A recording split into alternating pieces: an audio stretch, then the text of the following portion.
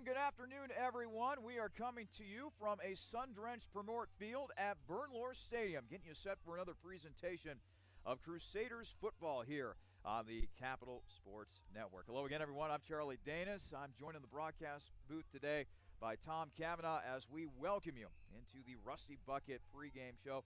Well, Tom, let's start with what took place last week. It wasn't pretty for Capital by any stretch of the imagination, as they got beat up pretty good by the number one team, not only in the Ohio Athletic Conference, but also in the nation, the Mount Union Purple Raiders. 77-3 was the final. I think the only positive that came out of that game was it's over with and done, and Capital can move forward. It was a really dominant performance by Mount Union. Capital, they had to come into that game. They had to take it with a grain of salt afterwards, but it was a great learning experience for them. I think they learned a lot. I think Thomas Wibbler played really well. Even though it didn't show on the scoreboard, Mount Union's a great squad. Anybody that comes in and plays them, they're going to have a tough time. So I think they're going to bounce back this week against ONU, and we're going to have a dogfight tonight. This will certainly be a much more competitive game than what we had last week when the Purple Raiders came to town. Now, it's interesting that you talked about Thomas Wibbler. I was alerted, Tom, before today's game that Thomas Wibbler might be a game-time decision. He's been dealing with an ankle issue for much of the week, and last week we got to see a lot of Andrew Ray, the backup quarterback, sophomore from Troy, Ohio. So this could be a very interesting day for Capital, especially if they don't have Thomas Wibbler going. You look at what Thomas Wibbler has done this season, Tom, and it has been pretty spectacular. Yeah, Wibbler currently leads the OAC in passing yards with 1,743 yards and 290 per game, and he has 154 completions on the year. Wibbler's their bread and butter. He does exactly what he needs to do for this team, and he does everything he can to help this team win. And they don't have their first win yet, but I think today they have a really good chance. And coming in without Wibbler, it's definitely going to hurt them in some sort of way, but they're going to be able to overcome it.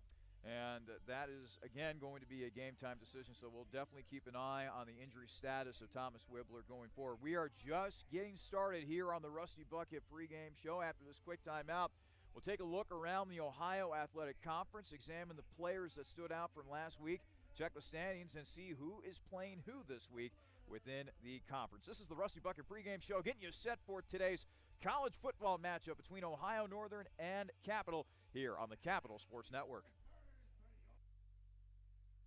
I wanted to fly. They said I couldn't.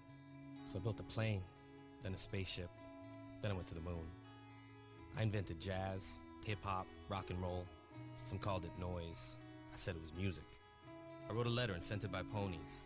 It didn't get to you fast enough, so I used trucks and ships. But still, they weren't fast enough for me. So I lost the paper and the ink. I sent it by magic. I called it email.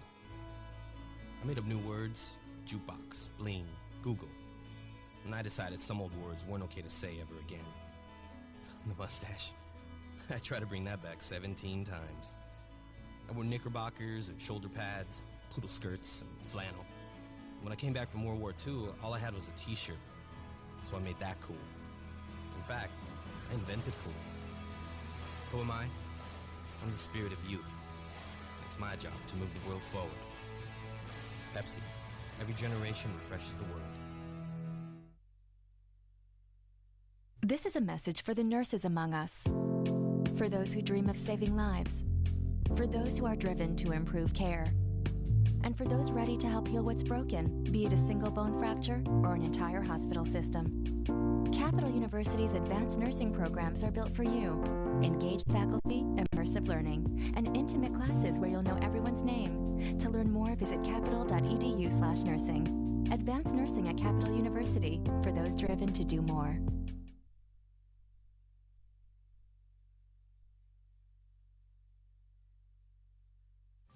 Current or prospective Capital University students, if you've ever had dreams of becoming a big sports marketer, promoter, agent, broadcaster, or just trying to find your way into the sports industry, join the Capital University Society of Sport Management today. CUSSM is looking for highly motivated, energized, and creative people to help promote Capital Athletics and build your resume in the process. This student-led and operated organization will help you earn real-world experience in the area of sport. Get connected and join the CUSSM today. Email Emily Ondo at eondo@capital.edu for more information.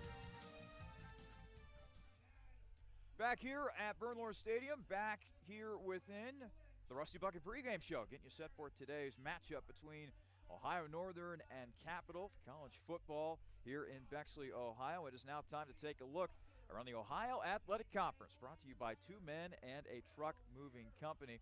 Let's take a look at the players that stood out last week within the conference. We first start with the Special Teams Player of the Week. That would be Ohio Northern's own Chase Watson, the senior from Lima, Ohio, finished 2 for 2 on extra points. Also tacked on a 22-yard field goal for 5 total points in last Saturday's 49-17 loss to 10th-ranked John Carroll. The OAC Defensive Player of the Week last week, well, that belonged to Chad Stainaker. The junior from Mentor, Ohio, led the Blue Streaks defense with a team-high 10 tackles and a return fumble recovery that went for 17 yards for a touchdown in a 49-17 win over Ohio Northern. John Carroll, they held Ohio Northern to 17 points and only 274 yards of total offense. And finally, Marietta, team that has been a big surprise here in 2018. They had another player who took home Offensive Player of the Week honors. This time, Darian Fields, the senior quarterback from Aliquippa, Pennsylvania. Threw for 208 yards on 19 of 21 throwing from the field.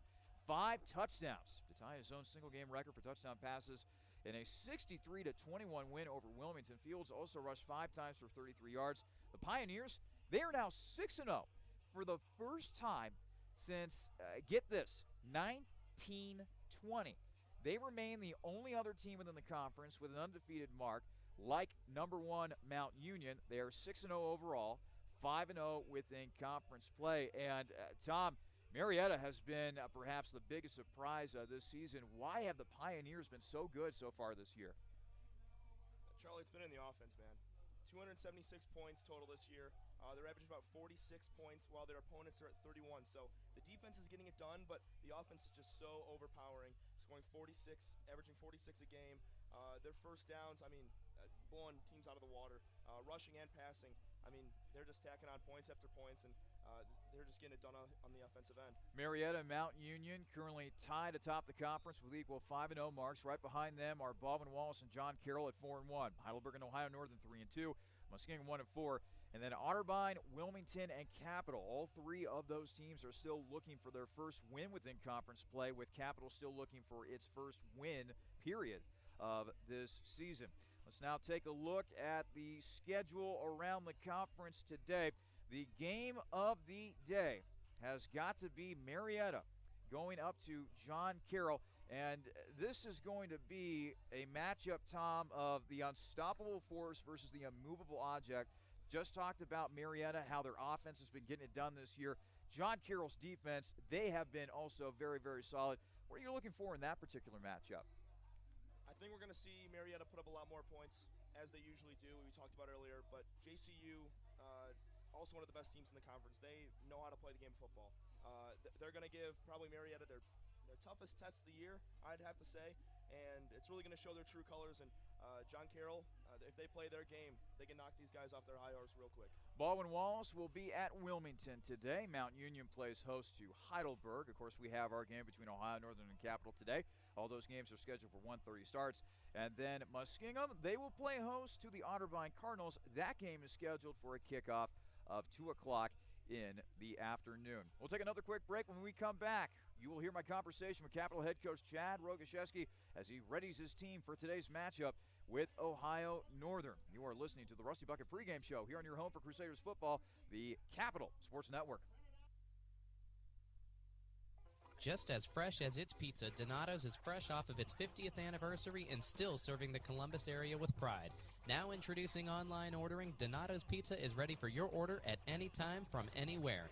Donato's also features a gluten-free menu and will even cater your next big event. Donato's Pizza in Bexley is located at 2800 East Main Street and is available by phone at 614-235-4477. Donato's Pizza, proud supporter of Capital Crusader Athletics.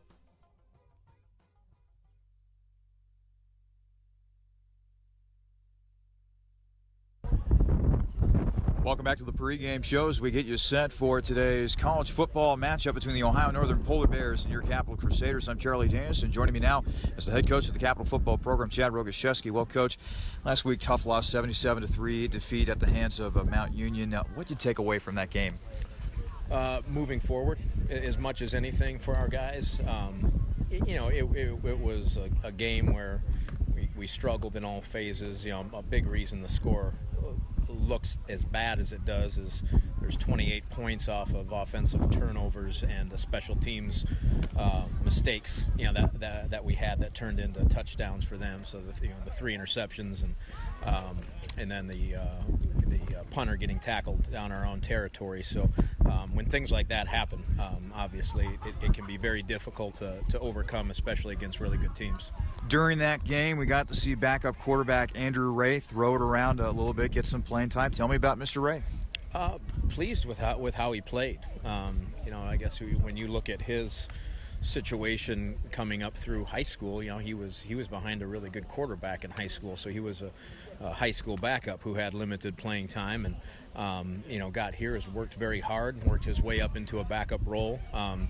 And you saw a little bit of what you saw in high school when his opportunity came. He prepared himself for it. So he came in and did some good things, made some mistakes like you expect from a young guy, but was pleased with how he played when he got in and basically played the whole second half for us and a little bit in the first half. Talking with Capital head coach Chad Rogaszewski here on the pregame show. One highlight that came out of that game, freshman defensive back Michael Keels with a forced fumble. He also got a lot of playing time in that game. Tell me about Michael. Sure. That's an area we've needed to develop some depth at. I think over the last 3 seasons our staff has been here. It's been LaShawn Sanders and Jordan Duncan at the corners pretty exclusively, and I think we've got some guys that can come in and play if those guys get banged up, or spell them on a series if they need a little bit of a rest. And Michael's been a guy that we knew was athletic and probably a little bit more of an offensive guy coming out of high school, but just where we were at with our depth, needed to see if he could develop into a corner. So that was good to see, especially feeling like you've got multiple guys that can play at that position and not just 2. Coach, of all the classes that you have on this team, freshmen, sophomore, junior, seniors, which class has impressed you the most here in 2018? Well, the different classes for different reasons. I think we're getting as good a leadership from our seniors as we've had since we've been here, especially through the adversity, which is, I think, when the leadership is really tested. I think, while it's small, I think our junior class, there's a lot of those guys on the field contributing for us. We've seen our sophomores kind of come of age. Some of them were forced to play as freshmen a year ago when they weren't quite ready. And now they've had an off season of training, of developing physically and understanding our systems and techniques a little bit better. So we're seeing the growth in them, and then we're seeing that same type of potential we saw from that group a year ago in our freshmen this year. And some of them are getting on the field for us. So, it's, again, for different reasons, pleased with various things from all 4 levels of our classes. We're talking with Capital head coach Chad Rogaszewski here on the pregame show. Let's talk about your opponent, Coach. Ohio Northern 4-2 overall, 3-2 with an OAC play. What stands out about the Polar Bears when you watch the film? Another good team, and they've been since our staff has been here. Offensively balanced, which we're kind of experiencing the struggles of not having balance. It's hard on offense when you're can run or just pass, but if you can do both effectively, it makes you that much more difficult to defend. But they've got a good elusive quarterback and good offensive line, good running game, and then they're effective throwing the ball too. Number 7's he's 3-year, maybe a 4-year starter. I don't know the year before we got here. He actually got hurt against Capital, in the second half his first year, but came back, had a good season first year off injury, and is having another good year this year. And they've got other receivers that are effective too. So the offense is impressive, and I think defensively they got some linebackers that while maybe not size-wise are quite as big as some that we see in the league, but they run around very well. Very aggressive, some big guys that are active up front, and definitely are very capable secondary as well. Coach, I'll get you out with this. What are going to be some big keys to the game today? Our focus this week has really been on the fundamentals, alignment, assignment, using your technique, blocking, tackling, taking care of the football, creating takeaways. I mean, some of those fundamental football things that, oddly enough, when you look at those statistics at the end of whatever game is played, the team that wins those things is usually the team that wins the game. So, we got to mentally know what we're doing. We've got to understand our alignment, our assignment, and the technique that we got to use. And then, like I told our guys, we just got to play like heck for the 4 to 6 seconds that the plays run, and we got to be able to string that together play after play. All right, Coach, thank you so much for your time, and good luck against the Polar Bears. Thanks, appreciate it. Chad Rogoszewski joining us here on the pregame show. We will have more coming up after this.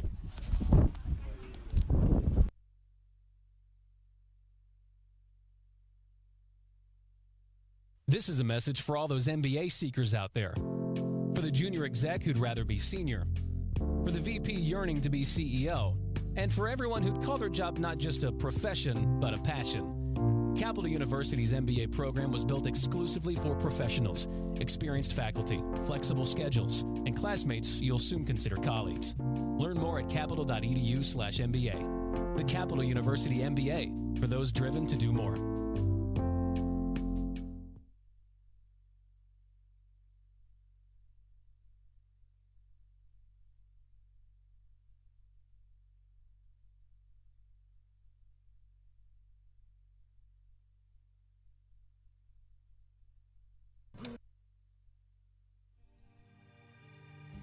When looking for great food at low price, be sure to visit Peking Dynasty on the corner of Livingston and Sheridan, right near the Capital University campus. Peking Dynasty has a large selection of Chinese food and sushi, along with great-tasting chicken and beef selections that can please any appetite. In addition, Capital University students receive discounts with a valid ID any day of the week. That's Peking Dynasty on the corner of Livingston and Sheridan, right near the Capital campus, where we are proud to say, Go Cap! Welcome back to the Rusty Bucket pregame show, inching closer and closer to the 1:30 kickoff between Ohio Northern and Capital. Speaking of Capital, let's go ahead and preview the Crusaders for today. This is brought to you by Flank's Cafe and Pizzeria. By the way, Charlie Danis, Tom Cavanaugh will be bringing you the action today from Polar Field at Bernlohr Stadium. So, Tom, let's go ahead and take a look at Capital. Moments ago, we saw Thomas Wibbler warming up on the sideline. We talked earlier in the pregame show about how he could be a game-time decision today because of some issues he's been having with the ankle. Looked pretty good to me from right there. Good news for Capital. It looks like he will be playing today. Yeah, we sure hope so. Wibbler, like we said before, he has a huge impact with his squad. He's going to put up the numbers that he consistently does every single week. And we did see him. He looked very healthy. So still questionable coming in, but we hope that he plays, and there's a very good chance that he's going to come in here and make an impact. Wibbler, a 6 foot, 195-pound senior from Zanesville, Ohio, and as Tom referenced earlier in the pregame show, leading the OAC in passing yards, yards per game, and completions. And Tom, a big reason why Wibbler has been able to compile those impressive passing numbers, he might have the best 1-2 punch at wide receiver in the OAC in David Barnett and Dar Stanford. Yeah, David Barnett currently has 24 career receiving touchdowns. It's number 2 on the Capital University record book and 5 behind the all-time leader back in 2005. That was Matt Friesner. He had 29. So Barnett's coming for that. And also Dar Stanford. He's 1 touchdown catch away from entering the Capital top 5 list. So 2 guys knocking on the door, breaking records here, and 2 really talented athletes that come out here week to week and put up a lot of big numbers and really help out Wibbler. Now, that's all well and good, Tom, when Capital's able to put up points, able to get yardage through the air, but a couple of facets that they've really been struggling with. The defense has been giving up big plays, not necessarily making big plays as well. Not a lot of sacks for this Capital defense, not a lot of interceptions, and no defensive touchdowns as well, especially this late in the season. So the defense, although they've gotten some nice contributions from young players like Michael Luafo, they're going to need to make big plays themselves, especially considering that they're going to continue to be taking on top offenses like the one that we're going to see here with Ohio Northern. Capital, they've had to step it up week to week. They've played a lot of good teams in the OAC. There's a lot of good, talented groups. But ONU's no pushover either. They're right in the middle of the pack of the OAC. They're knocking on the door as making that OAC tournament and being one of the top teams. And Capital does give a lot of offense. 531 yards, 53.3 points averaging a game. So their defense really needs to step it up. They need to be able to just do a lot better on the defensive side. That side has definitely got to step up for Capital going forward, and now that leads us into our preview for Ohio Northern. The Polar Bears, 4-2 overall, 3-2 with an OAC play. And by the way, this preview of the Polar Bears, once again brought to you by Plink's Cafe and Pizzeria. Tom, this is one of the more balanced offensive attacks that we will see in the OAC. It starts with their junior quarterback, Anthony McFadden, who's gone 6-2 as a starter over the past 2 seasons for the Polar Bears. He's been doing a nice job throwing the football, 13 touchdowns as opposed to 2 interceptions. You know, we just talked about the help that Thomas Wibbler's been getting from the wide receiver position with Barnett and Stanford. And McFadden, he's been having to lean heavily on his senior wide receiver, that being Mr. Chad Rex. A 3-year starter, Chad Rex, had a lot of impact the last couple of years. He's played in 31 career games, 19 starts, and he's ranked 4th all-time in ONU history with 128 career receptions and 7th with almost 2,000 receiving yards. He also has over 2,000 all-purpose yards in his career and was named first-team All-OAC in 2017. Charlie, this kid Chad Rex, he's the real deal. He's legit. We talked a lot about Dar Stanford and David Barnett, but McFadden's got himself a real all-star here in Chad Rex. We'll preview more of Ohio Northern in just a moment, but first we need to take another quick break. You're listening to the Rusty Bucket pregame show here on the Capital Sports Network.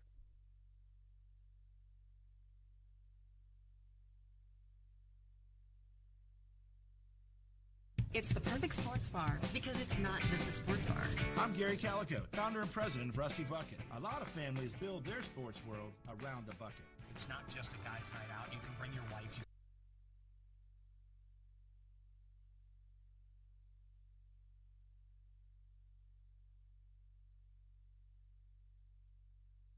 As a proud supporter of the Capital Crusaders, visit us after the game at 2158 East Main Street and grab life by the bucket.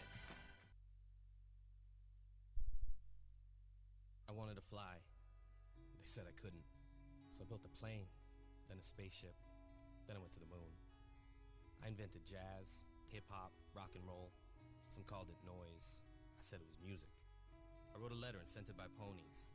It didn't get to you fast enough, so I used trucks and ships. But still, they weren't fast enough for me. So I lost the paper and the ink. I sent it by magic. I called it email. I made up new words: jukebox, bling, Google. And I decided some old words weren't okay to say ever again. The mustache. I tried to bring that back 17 times. I wore knickerbockers and shoulder pads, poodle skirts, and flannel. When I came back from World War II, all I had was a t-shirt. So I made that cool. In fact, I invented cool. Who am I? I'm the spirit of youth. It's my job to move the world forward. Pepsi. Every generation refreshes the world. Lovely rendition of the national anthem as we come back to you with more of the Rusty Bucket pregame show. Today, Ohio Northern getting set to take on Capital. And oh, by the way, today is Military Appreciation Day, where we honor members of our military, the Army, the Navy, the Air Force, the Coast Guard, the Marines. Tom, those fine men and women put their lives on the line to protect everything that is great about this country, the privileges that sometimes we often take for granted around here. It's great that we are appreciating those young men, those special men and women that are able to protect those values of ours, protect our nation. Great to see that today. Yeah, of course, Charlie. We have the utmost respect for these men and women. I have family members that were in the military too, so it means quite a lot to me, as it does everybody that lives here in United States of America and is able to kind of just live freely, and it's quite a privilege, I have to say. Let's go ahead and finish up our preview of Ohio Northern. So we talked about Chad Rex. He's the wide receiver that we'll definitely be watching out for today, a big play guy for this Ohio Northern Polar Bear offense.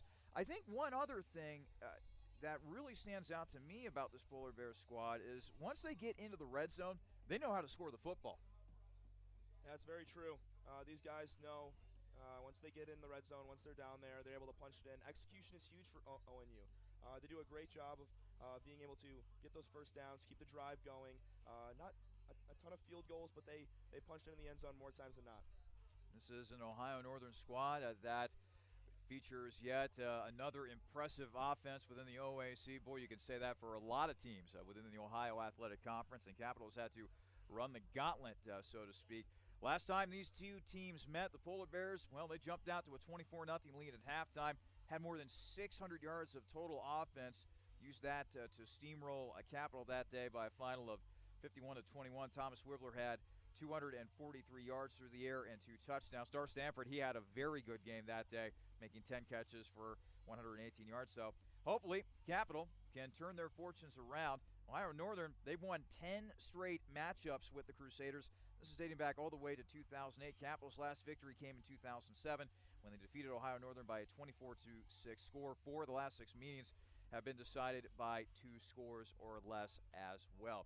That will conclude the Rusty Bucket pregame show. When we come back, we'll have the opening kickoff between Ohio Northern and Capital. This is a presentation of Crusaders football here on the Capital Sports Network. New vehicles, reliable pre-owned vehicles, top-notch, high-quality service technicians, and friendly, trustworthy sales associates dedicated to customer service. Byers Airport Subaru in Columbus is ready to get you into the vehicle that you were meant for. Stop by to see our selection at 401 North Hamilton Road in Columbus and take a test drive, or call Byers Airport Subaru at 877-265-9695 today. Byers Airport Subaru is a proud supporter of Crusader Athletics. Subaru, confidence in motion.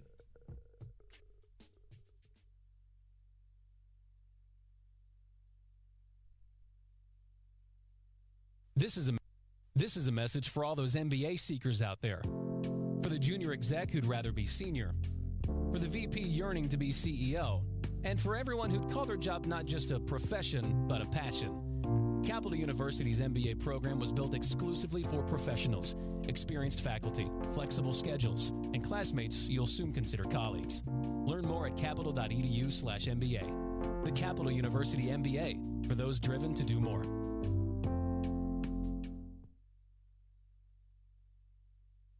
Just as fresh as its pizza, Donato's is fresh off of its 50th anniversary and still serving the Columbus area with pride.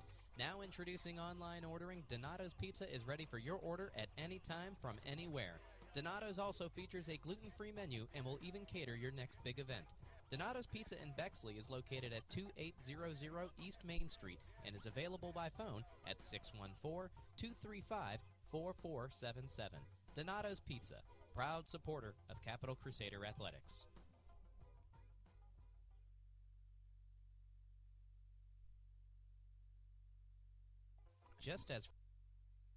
This is a message for all those MBA seekers out there.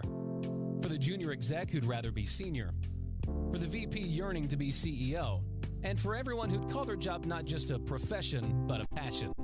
Capital University's MBA program was built exclusively for professionals, experienced faculty, flexible schedules, and classmates you'll soon consider colleagues. Learn more at capital.edu/MBA. The Capital University MBA, for those driven to do more.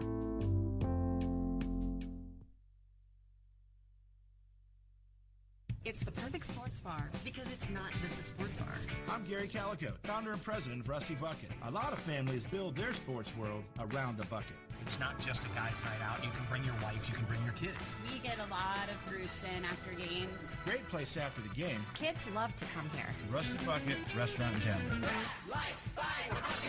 The Rusty Bucket is a proud supporter of the Capital Crusaders. Visit us after the game at 2158 East Main Street and grab life by the bucket. Welcome back to Promort Field at Bernlohr Stadium.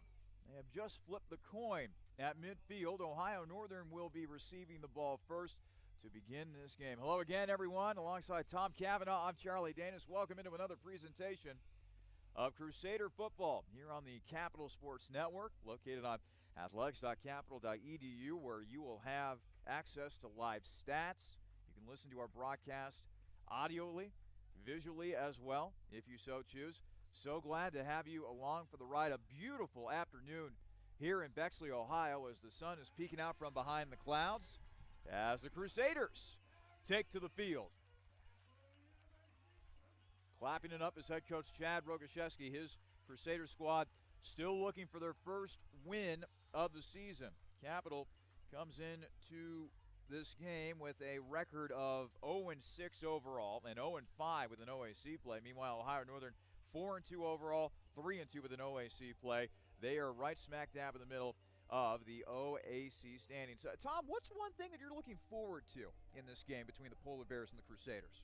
I want to see how Capital comes out against such a high-powered offense. We talked about their defense earlier, how it struggled. I really want to see how these guys respond after last week's loss to Mount Union. I want to see if they can have some resilience, they can bounce back, and if they can give these guys a dogfight and kind of let the OAC know that, hey, Capital, they're not going away easy.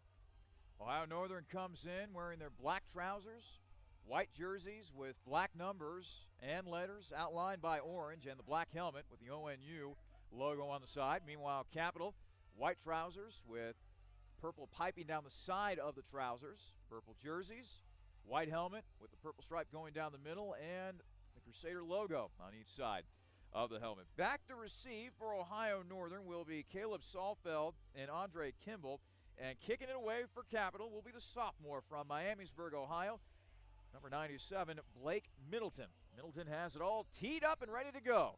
Sun shining brightly here at Promort Field at Bernlohr Stadium. A beautiful fall afternoon, right smack dab in the middle of the month of October. We're set. Well, I thought we were set, but the ball gets blown off the tee. So Mother Nature delaying us just a little bit here. Looks as though that the ball will need to be held.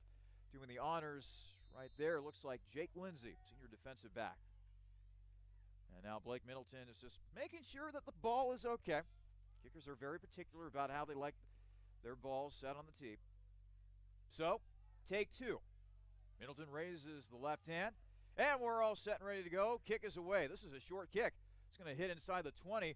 It'll go out of bounds, and almost immediately Ohio Northern will have good field position here, as that'll be a penalty on Capital. Not the way you want to start a football game. And not the way we want to start, but we just got done talking about how Capital defense going to have to show up, and what a great way to start the game. Capital's defense needs to come through here. McFadden, he's going to start out this game. I feel like he's going to start pass heavy, but Capital really needs to use their pass rush pretty well and get a stop here. After the penalty, Ohio Northern will begin their drive at their own 35-yard line. Anthony McFadden, junior quarterback out of Chillicothe, Ohio, is in the shotgun. He'll take the snap, and he will hand to his tailback, who will take it to about the 44-yard line. An impressive run right there by Brock Martin, freshman out of Attica, Ohio. The rest of the Ohio Northern offense looks like this. The left tackle is Sam Schuck. The left guard is Kyle Gonerman. The center is Will Rankin. The right guard is Jamison Curry. And the right tackle is Grant Nizala. Chad Rex and Chase Rose are the wide receivers. McFadden the quarterback. Brock Martin is the running back, as well as we'll see A.J. Marks in there as well. And Ryan Rockwell is the tight end. So, after that run, it's now 2nd and 2. Ohio Northern has the ball at their own 43-yard line. And it is the quarterback, McFadden, going back to throw. Looking downfield, still looking, rolling to his right. He'll uncork a deep ball. It is caught at the 25-yard line, but a penalty was thrown back at the 41. This might be in the vicinity of holding. If the play stands, that's a big gain right there for Chad Rex. Now, McFadden looked like he had more time than legally could be possible.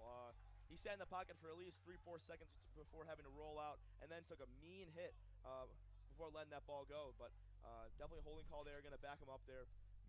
Tough to see for ONU, but Cap catches a break there. Holding penalty was called against number 70, Jamison Curry, the starting right guard. So this will back things up for Ohio Northern a little bit after the penalty is assessed. It'll be 2nd and 12 for the Polar Bears as they'll be backed up to their own 33-yard line. Just underway here at Bernlohr Stadium. No score between Ohio Northern and Capital as the Polar Bears get the first crack at it offensively. Back in the shotgun is McFadden. He's got 3 wide receivers to work with. Martin is tailback. He'll hand to Martin, and Martin is stuffed.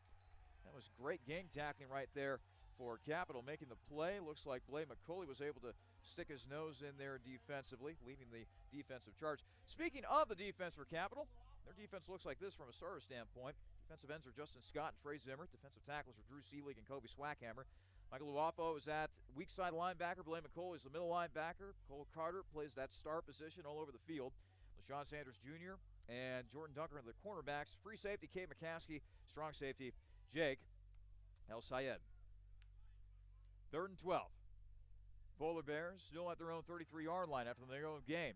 McFadden back to pass, and he'll be dropped back at the 25-yard line. Talked about how this Capital defense needs to make big plays. That's a big win right there as Cole Carter brings McFadden down with a sack. Cole Carter, know him personally, plays also on the baseball team with me. Cole, great play that time. I talked about the pass rush earlier. He did a great job that time getting through the line, hitting McFadden, and now it's 4th and long. Cap's going to get the ball with great field position. Good start for the Capital defense. Now let's see what the offense can do here. But first, back to receive the punt. Well, Antoine Shipp was listed as the punt returner today, but I can tell you this right now, that's not Antoine Shipp back there. Looks to be Jordan Hardrick. Hardrick standing on his own 40-yard line. And Hardrick will let it bounce, and this will take an ONU roll as it will roll all the way down to the Capital 31-yard line where it is eventually touched up. Here are the stars for Capital's offense today. At quarterback is the senior from Zanesville, Ohio, Thomas Wibbler. He'll be helped out offensively by his running back, Corey Heater. Wyatt Pertusit is the H-back. The wide receivers are David Barnett and Dartavius Stanford. Offensive line looks like this. The left tackle is Ben Dews, left guard Nick Russell. Center is Josh Boyle. Jake Frey is going to be the right guard, and Joshua McSweeney is the right tackle. And Andrew Klein, by the way, he's the tight end. 1st and 10, Capital at their own 31-yard line. Wibbler will set himself up in the shotgun, and immediately Capital goes with a 4-wide receiver set. Wibbler back to throw, looking, and he finally cooks up with a receiver, that being, let's see here, Wyatt Pertusit. Pertusit takes it all the way down to the Capital 45-yard line, so some nice yak after the catch made by Pertusit, and a first down for the Crusaders. Last couple games, Capital's O-line has struggled, and Wibbler has been pressured a lot throughout the game, but that time there, Wibbler looked like he had a lot of time, made a great pass right in the numbers, Bertusit. Wibbler, once again in the shotgun, on a 1st and 10, Capital at their own 45-yard line now. 3 wide receivers. Barnett split out wide to the left. Darsamper split out wide to the right, along with Bertusit. They give to Corey Heater, and Heater just simply ran into a wall. That was a great push up front defensively by Ohio Northern's Eli Beers, a freshman out of Canal Fulton, Ohio. Rest of the Ohio Northern defense looks like this. Jarrett Sitton at defensive end. Carlos Bunton and Justin Croswell are the defensive tackles. Just talked about Eli Beers, the other defensive end. Gianni McCrae is the outside linebacker. Mark Niles is the middle linebacker. David Heslew is the other outside linebacker. Jamar Hines and Nate Dean are the cornerbacks, and the safeties are Greg Dennis and LaDondrick Chapman. 2nd and 11 after the loss of 1. Now they hand to Evan Butler. No, it's a play fake, and the pass is complete into Ohio Northern territory. Making the catch that time for Capital was Dylan Schoonover, the sophomore out of Grove City, Ohio, and another first down for the Capital offense. Nice start for the Crusaders so far. Another time, Wibbler had a lot of time. That was a great pass fake that time. He even got us that time, Charlie. That was a great pass. Even better catch, got him in great range here. Now knock on the door of ONU. 1st and 10, Capital at the Polar Bear 41-yard line now. Wibbler in the shotgun. He'll go back to throw. Still looking, throws, and that is over the head of Dar Stanford, a little bit out of the reach of Dar that time. He was the intended target. In on the play defensively for Ohio Northern was LaDondrick Chapman. He's a senior linebacker out of Bedford, Ohio. So now it's 2nd and 10 for the Crusaders from the Polar Bear 41-yard line. 10:27 left to play in the first quarter. Still scoreless between Capital and Ohio Northern, but so far, Crusaders are putting together a productive drive as they find themselves in ONU territory for the first time this afternoon. Wibbler's in the shotgun. Receivers to each side of the field, and he'll fake it. Wibbler will simply run up the middle. Actually, that wasn't Wibbler. That was the backup quarterback, Andrew Ray, sophomore out of Troy, Ohio. Wibbler now coming back in. We saw a lot of Ray last week against Mount Union in garbage time. Got to throw 21 passes, and that was good experience builder for Ray as he'll now check out of the game, go back to the Capital sideline. Sets up an important 3rd and 5 here now from the Ohio Northern 36-yard line. Wibbler is in the shotgun. Pertusit split out wide to the right on the far side. Stanford and Barnett to the near side. Wibbler barking out the cadences. Takes the snap, play action, it's a throw, and a great throw to Evan Butler inside the 20. And he'll be bumped out of bounds, looks like somewhere around the 15-yard line. Good old-fashioned wheel route, Tom, works to perfection for Capital that time. Yeah, Wilbur just dumped it off the ball that time, and he was off to the races. Got kicked to the outside. Butler did his job there, staying calm, not overrunning that pass, but an even better touch on the ball that time from Whippler. Dropped it in nicely. Evan Butler, 5'9", 210-pound junior from Dayton, Ohio, went to Dayton Christian High School back during his prep days. So now Capital has the ball at the Polar Bear 20-yard line. 1st and 10 for the Crusaders. 9:18 left to play in the first quarter. And Andrew Ray, meanwhile, is back into the game. He is now in the shotgun. Ray will run it up the middle inside the 15. He'll be hit, and he will finally be dropped at about the 11-yard line. That's going to be a gain of about 9 on the play for Andrew Ray, who again checks in for Thomas Wibbler. Now, Thomas is looking pretty good right now. We're looking at him down there on the sideline. He's got a heavy leg brace on, looks like his left knee. And for right now, he is going to be staying out of here. We talked during the pregame show about how Wibbler was going to be a game-time decision. Started off this game, but Ray still stays in there on this 2nd and 1. Ray will run it up the middle. He'll have more than enough for a first down as he takes it inside the 10 to about the 9-yard line. Fresh set of downs for the Crusaders after the first down run by Ray. Yeah, Ray's been in the game three snaps already, and all 3 times he's ran that read option. And 2 out of the 3 times he got a big chunk of yardage. It is 4th down and goal here. Let's see what they do. They're going to keep Wibbler in the game, but I mean, when Ray comes in the game, he's looking to run, and both of our quarterbacks are run-type quarterbacks too. 1st and goal from the Ohio Northern 9-yard line. Wibbler checks back in a quarterback. He's got 4 wide receivers to work with in this set, and Evan Butler is his running back. Throw to the end zone. It is caught. Touchdown, Capital. How about that? That's a nice way to cap off the drive as Wibbler was able to find Cameron Lee. He's a freshman tight end out of Piqua, Ohio. Lee was able to hold on, and Capital draws first blood offensively. They're up 6-0. You love to see it, Charlie. I mean, going 69 yards all the way down the field, that was perfection. 4 of 5 for Wibbler. Found a number of different wide receivers and tight ends throughout that drive there.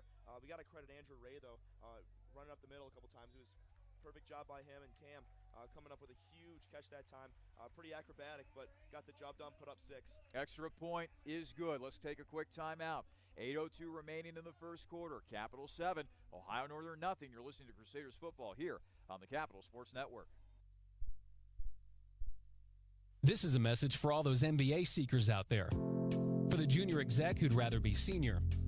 For the VP yearning to be CEO. And for everyone who'd call their job not just a profession, but a passion. Capital University's MBA program was built exclusively for professionals, experienced faculty, flexible schedules, and classmates you'll soon consider colleagues. Learn more at capital.edu/MBA. The Capital University MBA, for those driven to do more. 8:02 remaining in the first quarter. Capital out to an early 7-0 lead thanks to a 9-yard touchdown reception by freshman tight end Cameron Lee. He was split out like a wide receiver, Tom, and what a great catch for Lee as he's able to get Capital on the board first. Yeah, Lee, this is one of his first couple games back. He was out earlier in the season with an injury. Big impact to start this game against ONU. Great pass on the money from Wibbler, and giving the ball right back to ONU. Let's see if Capital can follow it up with another great defensive stop. Blake Middleton, who moments ago knocked through the first extra point of the game, tees it up, and he'll send this one into the end zone. Nice kick by Middleton. Low line drive kick that will not be returnable for Ohio Northern. That'll be a touchback. So now Ohio Northern will retake the field offensively, trailing Capital 7-0 with 8:02 left to play in the first quarter. I'm Charlie Danis, joined in the broadcast booth today by Tom Cavanaugh. freshman on the Capital baseball team. And you had pictures earlier today, from what I understand. Yeah, I did. Supposed to be here around 12:30. We had pictures today at 10 out in the middle of Schaff Lawn, and I got kind of tied up at the end, but made it over here in time to get prepped with you and have a great broadcast. Yep, looking good, by the way, with that purple tie, as well as the give will be to another Ohio Northern tailback. Taking it up to the 30-yard line is number 4, A.J. Marks. He's a sophomore, 5'10", 180-pounder out of Guysville, Ohio. So Capital with an early lead. This is something that we haven't seen from Capital all that much this year, but now they're going to look to try to protect this lead and perhaps add to this lead as the ONU offense raises itself on this 2nd and 5 from its own 30-yard line. McFadden, the quarterback, in the shotgun, 3 wide receiver set. A play action, a pass complete to Rex. Stutter step, taking it across the 30 before he is finally dragged down at about the Ohio Northern 35-yard line. Rex with some nice yards after the catch, and that's enough for a Polar Bear first down. Jordan Duncan on the tackle that time did a great job of staying with him. Rex had that stiff arm right on the middle of his helmet there, but extending the arms out by Duncan, bring that tackle down, he could have gone for a lot more yardage. Rex with his first catch of the day. Now it's 1st and 10 for Ohio Northern at their own 36. Another give to Marks. Marks running around the corner, 45, midfield into Capital territory. He'll be pushed out of bounds somewhere around the Capital 45-yard line, and now Ohio Northern finds itself into Cap territory for the first time today. Campbell's got to do a better job of getting around these blocks. That was a great end around there, give by McFadden, and he was off the races there on the far sideline. Great run that time by Martin. They'll mark it up the Capital 44-yard line, 1st and 10 for the Polar Bears. Pistol-like formation here for McFadden. So he'll go over the play action. He'll look deep. Down the field he goes, and it is incomplete. Boy, there was a miscommunication right there for McFadden, because I think on any other throw right there, Tom, that should have been a touchdown right there to Rex. 100%. McFadden led him a little too far out in front of him. Even with a dive, he wouldn't have had a chance there. McFadden was pressured there. Capital defense, got to give him credit. Their pass rush is doing a great job so far. McFadden, that was a very awkward play sequence right there, because you saw him during the play, or at least we saw him during the play, kind of double clutch that deep throw before finally letting it go to Rex. That might have led to the incompletion as well. Here's a run play inside the 40, and finally being taken down is A.J. Marks, who's been playing a big role running the football on this particular drive for Ohio Northern. We saw a lot of Brock Martin to begin this game. Martin and Marks both out there as tailbacks, as Ohio Northern now gets set for a 3rd and 4 from the Capital 38-yard line. 7-0 lead for Capital with a little over 6 minutes to play in our first quarter. Shotgun formation. McFadden, he'll hand off, and this will be about a yard short. They went with another carry for Marks. He's tackled at the 35, had to get it to the 34-yard line. 4th and 1. Kind of no man's territory right here, Tom. Yeah, it's kind of tough to see what they're going to do here. McFadden is a pass-first quarterback, but they look like they've been giving the ball to Martin mostly tonight. I wouldn't be surprised if they go right up the gut with it. ONU's O-line is very solid. Jamison Curry had a big block that last time. Polar Bears going for it on 4th and 1 from the Capital 35.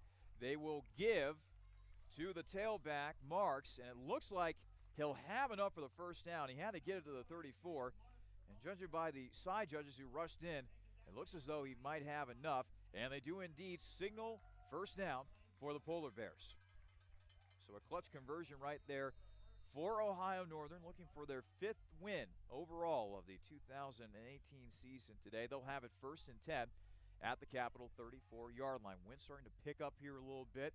Still plenty of sunshine, although it's on the forecast that we might be in for the wet stuff later on today. We shall see. Meanwhile, another handoff to Marks as he's trying to get around the corner. Kind of strung out, but gets good yards nonetheless. As he takes it inside the 30, he'll eventually be taken down around the 28-yard line or so. Looks like Cade McCaskey was the one who finally brought him down. A.J. Marks refusing to go down that time. Capital looked like they were going to get him right about the line of scrimmage, or about a yard short, but he cut right up the field, broke a couple tackles, and brought it down just inside the 30. Gain of 6 on that last play. Before that run, boy, Marks 5 carries for 35 yards. He's averaging 7 yards a pop. That's pretty good average per gain so far for Marks. Play action, pass complete to Rex.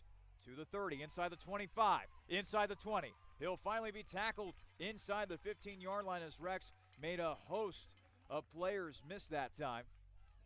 A little bit of chirping down there on the field from the defense as Kane Murray was kind of giving it to Rex after yet another catch for Chad Rex's second of the game.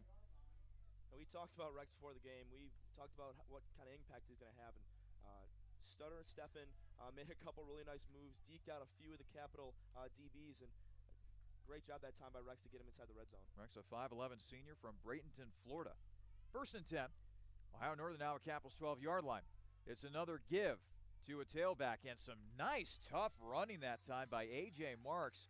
A couple of Capital defenders were trying to rip the ball away from him, Tom, but he wasn't having none of that as he takes it inside the 5. I think they're going to spot this at the 3-yard line. I think they will too. A.J. Marks, once again, kind of having a Marshawn Lynch-type vibe through his running so far. He's refused to go down. He's broke multiple tackles in each one of his runs. So now it is 2nd and 1. Capital 7, Ohio Northern nothing with 3:23 left to play in the first quarter. They will give off. It's a run up the middle. Is he in? Yes, it's a touchdown for the Polar Bears. Brock Martin, the freshman from Attica, able to take it in from 3 yards out, and now Ohio Northern's an extra point away from tying this game at 7. So an impressive drive right there for Ohio Northern as they are able to cap it off with the touchdown run by Brock Martin. For the point after is Chase Watson. Watson, a right-footed kicker. Snap back, hold down. Kick is up, and it is good. Let's take another timeout. 3:17 remaining in the first quarter. Capital 7, Ohio Northern, likewise, here on the Capital Sports Network. This is a message for all those MBA seekers out there. For the junior exec who'd rather be senior. For the VP yearning to be CEO. And for everyone who'd call their job not just a profession, but a passion. Capital University's MBA program was built exclusively for professionals, experienced faculty, flexible schedules, and classmates you'll soon consider colleagues. Learn more at capital.edu/MBA. The Capital University MBA, for those driven to do more. 3:17 remaining in the first quarter. Ohio Northern has just tied this game at 7 after Capital had a brief 7-0 lead in this game. Ohio Northern getting on the board thanks to a 3-yard rushing touchdown by Brock Martin. Martin so far 3 carries, 10 yards, and a score. Well, we kind of expect a back-and-forth game today, Tom, with these two offenses. Yeah, we knew ONU was not going to come out quietly. They're going to come out battling. They're going to come out scoring points, and Capital's just got to match that. They got to try to match that and overpower that. Kick was taken by Matthew Luafo, but a flag was thrown.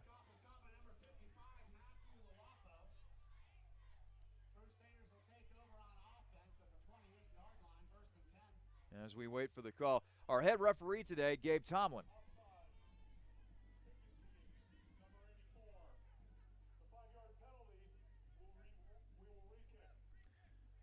Offsides was the call against Ohio Northern. Looks like that is Austin Ike. He's a freshman wide receiver out of Rossford, Ohio. And we will re-kick. 3:15 remaining in the first quarter. Ohio Northern 7, Capital 7. Ohio Northern getting on the board thanks to a 3-yard rushing touchdown by Brock Martin. And meanwhile, Capital, they got on the board thanks to a 9-yard touchdown reception. Thomas Wibbler hooking up with Cameron Lee, the freshman tight end. So a re-kick once again, and this has been an issue in Bernlohr Stadium in this particular game. The wind is just swirling all over the place. The sun is out. The high is actually pushing into the low 60s today. So that's not that big of an issue from a temperature standpoint, but this wind, who knows, it could play a big part, especially with these two teams who like to air it out a little bit throughout the afternoon. And now the ball blows off the tee again. We saw this at the beginning of the game. We are now seeing this once again, Tom. Yeah, if you look even around Big Ten play, several games have been delayed.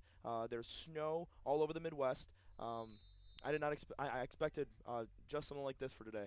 Snow in Madison and a lightning delay in East Lansing as the Spartans and the Wolverines get set to take the field. Antoine Ship, one of the best kick returners in the country, takes the ball and gives Capital good field position as he returns it to the 31-yard line. Now, why do I bring up Ship? Well, he is actually ranked 12th in the NCAA for kickoff return yards. He's got over 500 of those, 521 to be more specific. So he's truly been an asset for this Capital squad in the kicking game. So now we get to see Capital's offense out on the field. Last drive, Tom, looked very, very good. They were able to mix in Thomas Wibbler a little bit, but they also had the backup quarterback Andrew Ray in there a little bit. I'll get your thoughts on that in just a moment. Well, Wibbler sets up in this shotgun formation. It's a play action. Wibbler will look. Complete. Stanford making the catch. Across the 45. He'll be down at the 47-yard line. But that last offensive drive, Tom, very impressive. Capital looking to do more of the same here. Oh, for sure. Capital, more specifically Thomas Wibbler, so far, even in this drive, he's 5 for 6 passing. He's done everything right on the offensive end, let the ball go through the air, and he's done a great job finding his receivers and moving down the field. So a little more of that and a little more Andrew Ray on the read option, and we can see ourselves with 14 points here. 1st and 10. Capital at their own 46. Another play action. Going for Pertusit, who makes the catch. Pertusit dove and made a one-handed catch down to the Ohio Northern 25-yard line. What a play by Wyatt.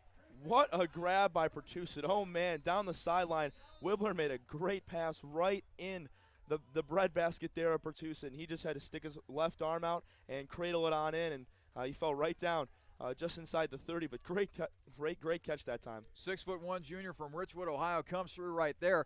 It's now a 1st and 10 for Capital at Ohio Northern's 26-yard line. Wibbler back to throw, looking. He had Pertusit, but just off the fingertips of Wyatt. In on the coverage defensively for Ohio Northern was Nate Dean, freshman defensive back out of Euclid, Ohio. I like how Capital's staying through the air here. They've had a lot of success, definitely passing Pertusit, Dar Stanford as well. Wibbler's just going to keep it going, on and on and on. And even that pass right there, in and out of the hands of Pertusit, that should have been 7. 2nd and 10 now. Capital at the Ohio Northern 26-yard line.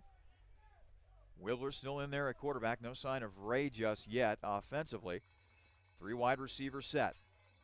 Wibbler once again in the gun. He'll take the snap. It's a play action. Pressure. Throw. Caught by Barnett. Just outside the 5-yard line. I think they're going to mark him down. Let's see where they mark him down. They're going to mark him down at the 5-yard line as he's knocked out of bounds by an Ohio Northern defender. They'll have it 1st and goal from the 5-yard line. Jared Tepe on the blitz that time for ONU. Beautiful job coming through, and Wibbler having a great job getting that pass off before he was sacked. So now it's 1st and goal.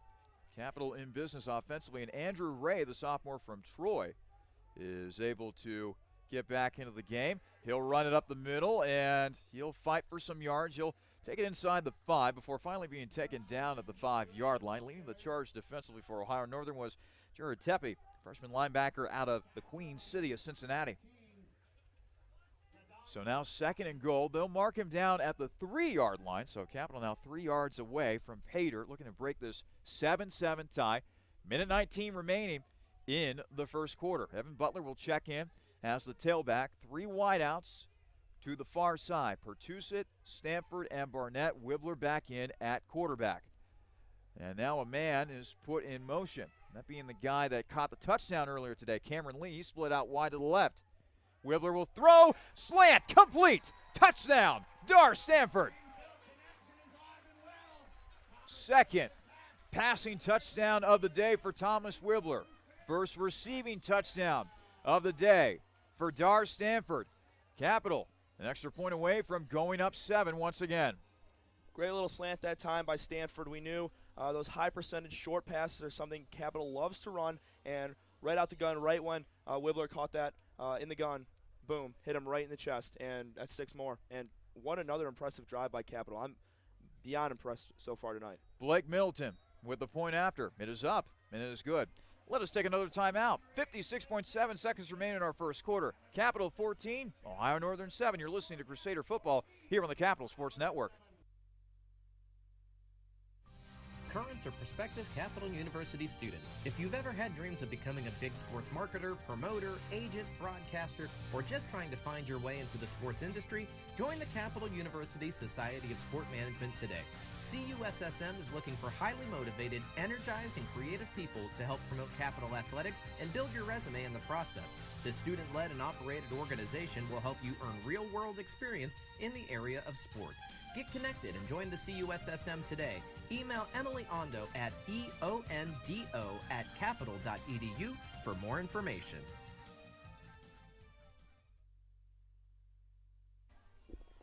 .7 seconds remain in our first quarter of play. Capital leading Ohio Northern 14-7. The Crusaders retaking the lead thanks to a 3-yard touchdown. Thomas Wibbler hooking up with his former high school teammate as well as former Ohio Dominican teammate Dartavia Stanford from 3 yards out. Capital now with a 7-point lead as Blake Middleton raises the left hand, kicks it away. And this will bounce into the end zone for yet another touchback. Quick look at the numbers so far offensively for both teams. Let's first start with the quarterbacks. Thomas Wibbler's off to a very impressive start. 8 of 10 through the air for 120 yards and 2 scores. Rushing with the ball, Andrew Ray, the backup quarterback, 4 carries for 18 yards. He's picked up a number of crucial first downs so far in this game for Capital. And then receiving, Wyatt Pertusip, 2 catches for 43. Dar Stanford, 2 catches for 16 yards and a score.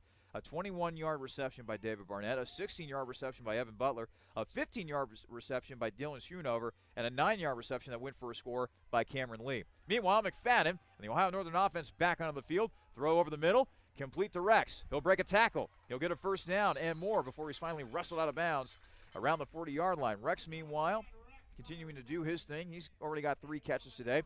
A.J. Marks with 7 carries for 49 yards. Brock Martin, 3 carries for 10 yards and a score. And McFadden with his 3rd completion of the day. He's now 3 for 4 on the afternoon thus far. 1st and 10. Ohio Northern now at their own 39-yard line. McFadden is in the shotgun, and he will hand to Martin. Martin will take it up the middle, a little off tackle to the left before he's finally taken down at the 44-yard line. LaShawn Sanders Jr. bringing him down, the cornerback from Columbus, Ohio. At Capital right now, kind of playing the exact same way ONU is. Both offenses playing really, really well, both driving down the field very easily, but both defenses getting worked. I think to say who's going to come out and win this game, it's going to be what defense can step up, which one can get more stops, and which one is able to come through and stop the other team. That run will be the last play of the first quarter. At the end of 1, Capital 14, Ohio Northern 7. We'll be back with second quarter action in just a moment. You are listening to a presentation of Crusaders football here on the Capital Sports Network.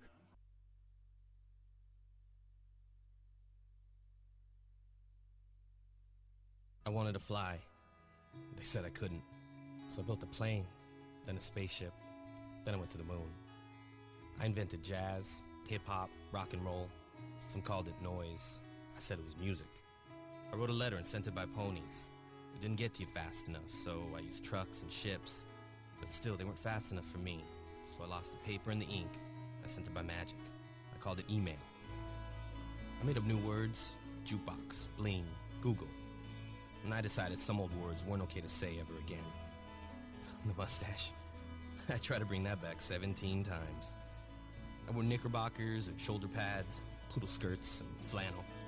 When I came back from World War II, all I had was a t-shirt. So I made that cool. In fact, I invented cool. Who am I? Back here at Bernlohr Stadium. Capital leading Ohio Northern 14-7 as we begin action in the second quarter. It's a run to the near side for A.J. Marks, the sophomore out of Guysville, Ohio, alongside Tom Cavanaugh. I'm Charlie Danis. This is a presentation of Crusaders football here on the Capital Sports Network. So far, both offenses have looked pretty solid. And, Tom, what's real interesting about this game is that neither offense has really gone with an up-tempo style. They're just doing their thing at their own pace as McFadden will hand off. No, he'll actually take it up the middle. And McFadden breaking it loose a little bit, so take it inside the 40 before finally being taken down at the 39-yard line. Yeah, I agree with everything you just said about that. Both teams kind of sitting there, playing their game, staying at their pace, neither one trying to speed up the other. They're both taking their time to run their plays, and it's working for both offensive sides because both teams are picking up a lot of yardage, and it's really impressive to see from both squads. 1st and 10.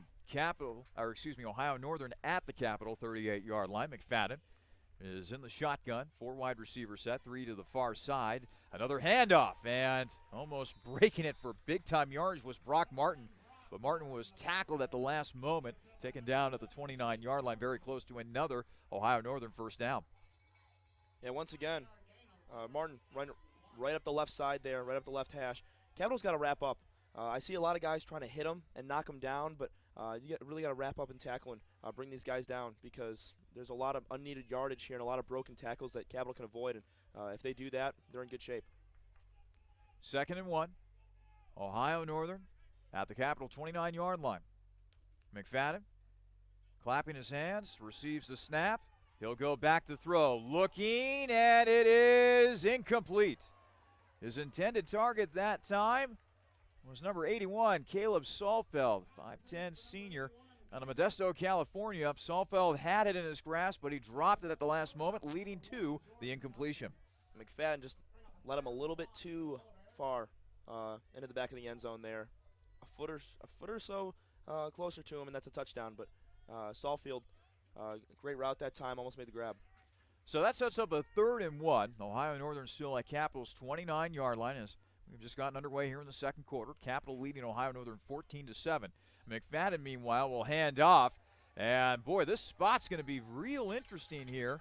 Racing in. Looks like he's right at the first down marker. There was a little bit of a bobble between with the snap between Brock Martin, the running back, and Anthony McFadden, the quarterback. But it looks like Martin got just enough for a first down. They have signaled it is indeed a first down for the Bears. So fresh set of downs for Ohio Northern as the sun continues to fade in and out and in and out at Bernlohr Stadium. McFadden, meanwhile, will set up in the shotgun. 3 wide receivers to his right, 1 to his left. And the tailback, that being A.J. Marks on his left hip. He'll take the snap, Will McFadden. Bubble screen, Rex with the reception. Evades a couple tacklers inside the 20 before finally being tripped up at around the 17-yard line. So Ohio Northern piecing together another impressive offensive drive right here. They've been going with bubble screens. They've been going with some runs up the middle. But they're doing it at their own pace so far today, Tom. Yep, ONU doing a fantastic job of staying very calm and collected. McFadden doing a great job in the pocket, sitting there looking for his receiver to open up on his route. And Capital, even after as McFadden will go back to throw, and the pass is complete. Able to hook up with Salfeld at the 11-yard line. Go ahead, Tom. Yeah, after their first stop, they kind of looked like they just relaxed a little bit. Yeah, they got the stop with ONU, then they were able to score first, and that's why they have a 7-point lead here. But they got to keep the pressure on them. The D-line has to pressure. I'd like to see him blitz a little more and put a little more pressure on McFadden because he looks way too comfortable right now in the pocket. 2nd and 4. Ohio Northern now at the Capital 11-yard line. 11:45 remaining in the second quarter. Capital leading 14-7, but the Polar Bears are looking to change that from a score standpoint. The give is to Marks. Marks around left end, near side, and he'll trot on into the end zone. Touchdown, Polar Bears. Marks and Martin getting it done together all day. What a beautiful job there by Brock Martin with a nice block on the outside of Jordan Duncan, for Marks getting the end zone there. Martin, great block. Just both tailbacks helping each other out tonight. So, Ohio Northern an extra point away from once again tying this game. Capital for right now has a 14-13 lead here with the extra point pending. Once again, it is Chase Watson, senior kicker out of Lima, Ohio. Took home OAC Special Teams Player of the Week honors last week as the kick is up, and it is good. Let's step aside for a moment. 11:33 left to play in the second quarter. Ohio Northern and Capital tied at 14 here on the Capital Sports Network. New vehicles, reliable pre-owned vehicles, top-notch, high-quality service technicians, and friendly, trustworthy sales associates dedicated to customer service. Byers Airport Subaru in Columbus is ready to get you into the vehicle that you were meant for. Stop by to see our selection at 401 North Hamilton Road in Columbus and take a test drive, or call Byers Airport Subaru at 877-265-9695 today. Byers Airport Subaru is a proud supporter of Crusader Athletics. Subaru, confidence in motion. 11:33 left to play in the second quarter. Tie ball game between Capital and Ohio Northern. Knotted at 14 between the Polar Bears and the Crusaders. And it's Ohio Northern who ties this game thanks to an 11-yard touchdown run by A.J. Marks, who, boy, oh boy, has been having a great game so far. 10 carries, 64 yards, and a score. He is averaging 6.4 yards per carry, and he also has a long of 20, as once again the ball is blown off the tee. That has been happening a lot here today. Getting set to kick this away is Dom DeFalco. DeFalco, a freshman from Murraysville, Pennsylvania, and it blew off the tee once again. So this time Ohio Northern will have a player hold the ball. That'd be Jameer Hines. He's a junior defensive back out of Cincinnati. Now the kick is away. This will be taken by Ship at the 5, 10, 15, and he'll be dropped at the 17-yard line. That was a great special teams tackle made by Gianni McCray. McCray, a junior defensive back out of Miami, Florida. And McCray that time, that's a risky type of tackle, shooting right for the legs. You're either going to catch him or you're not, and it paid off for McCray that time. Shot and dove right for his ankles and wrapped him up real nice. And Capital a little before the 20-yard line, but I got faith in these guys. They're going to make another good drive. So far Capital, 137 yards of total offense. 120 of them have come through the air. That's been the theme for this Capital offense. A lot of their yards just had to come through the air. They've struggled running the football. 1st and 10. As Wibbler will go back to throw. He's looking, he evades pressure. Now he takes off. 15, 20, 25, and he'll slide down around the 28-yard line. And boy, that was close to being a penalty right there as Wibbler was sliding. Ultimately making the stop was Mark Niles, the middle linebacker. He's a junior out of Miramar, Florida. That could have very well been a penalty right there.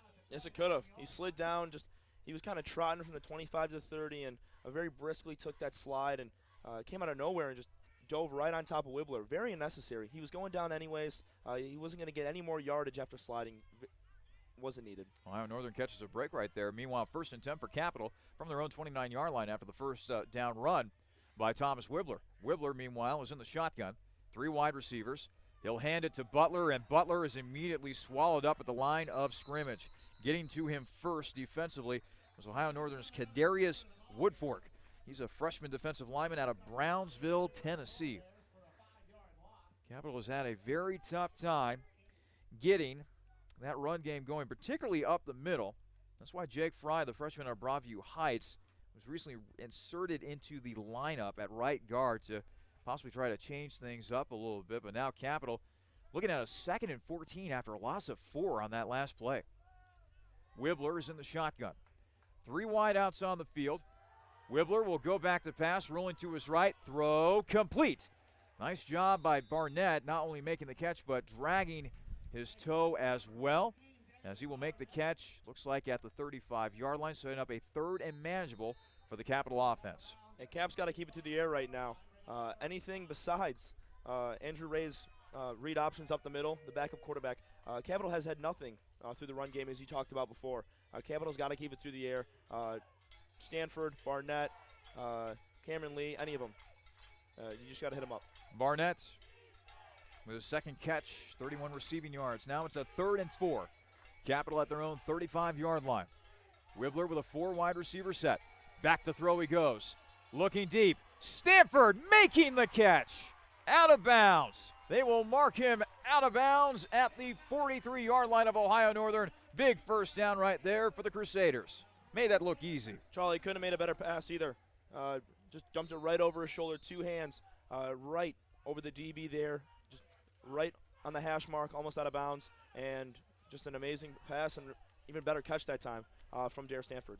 1st and 10. Capital has it at the Polar Bear 43-yard line. Boy, what a day it has been for Thomas Wibbler and some of the throws that he's made. That throw to Stanford and the throw he made earlier to Wyatt Pertusit as well. He's got the touch going on so far today.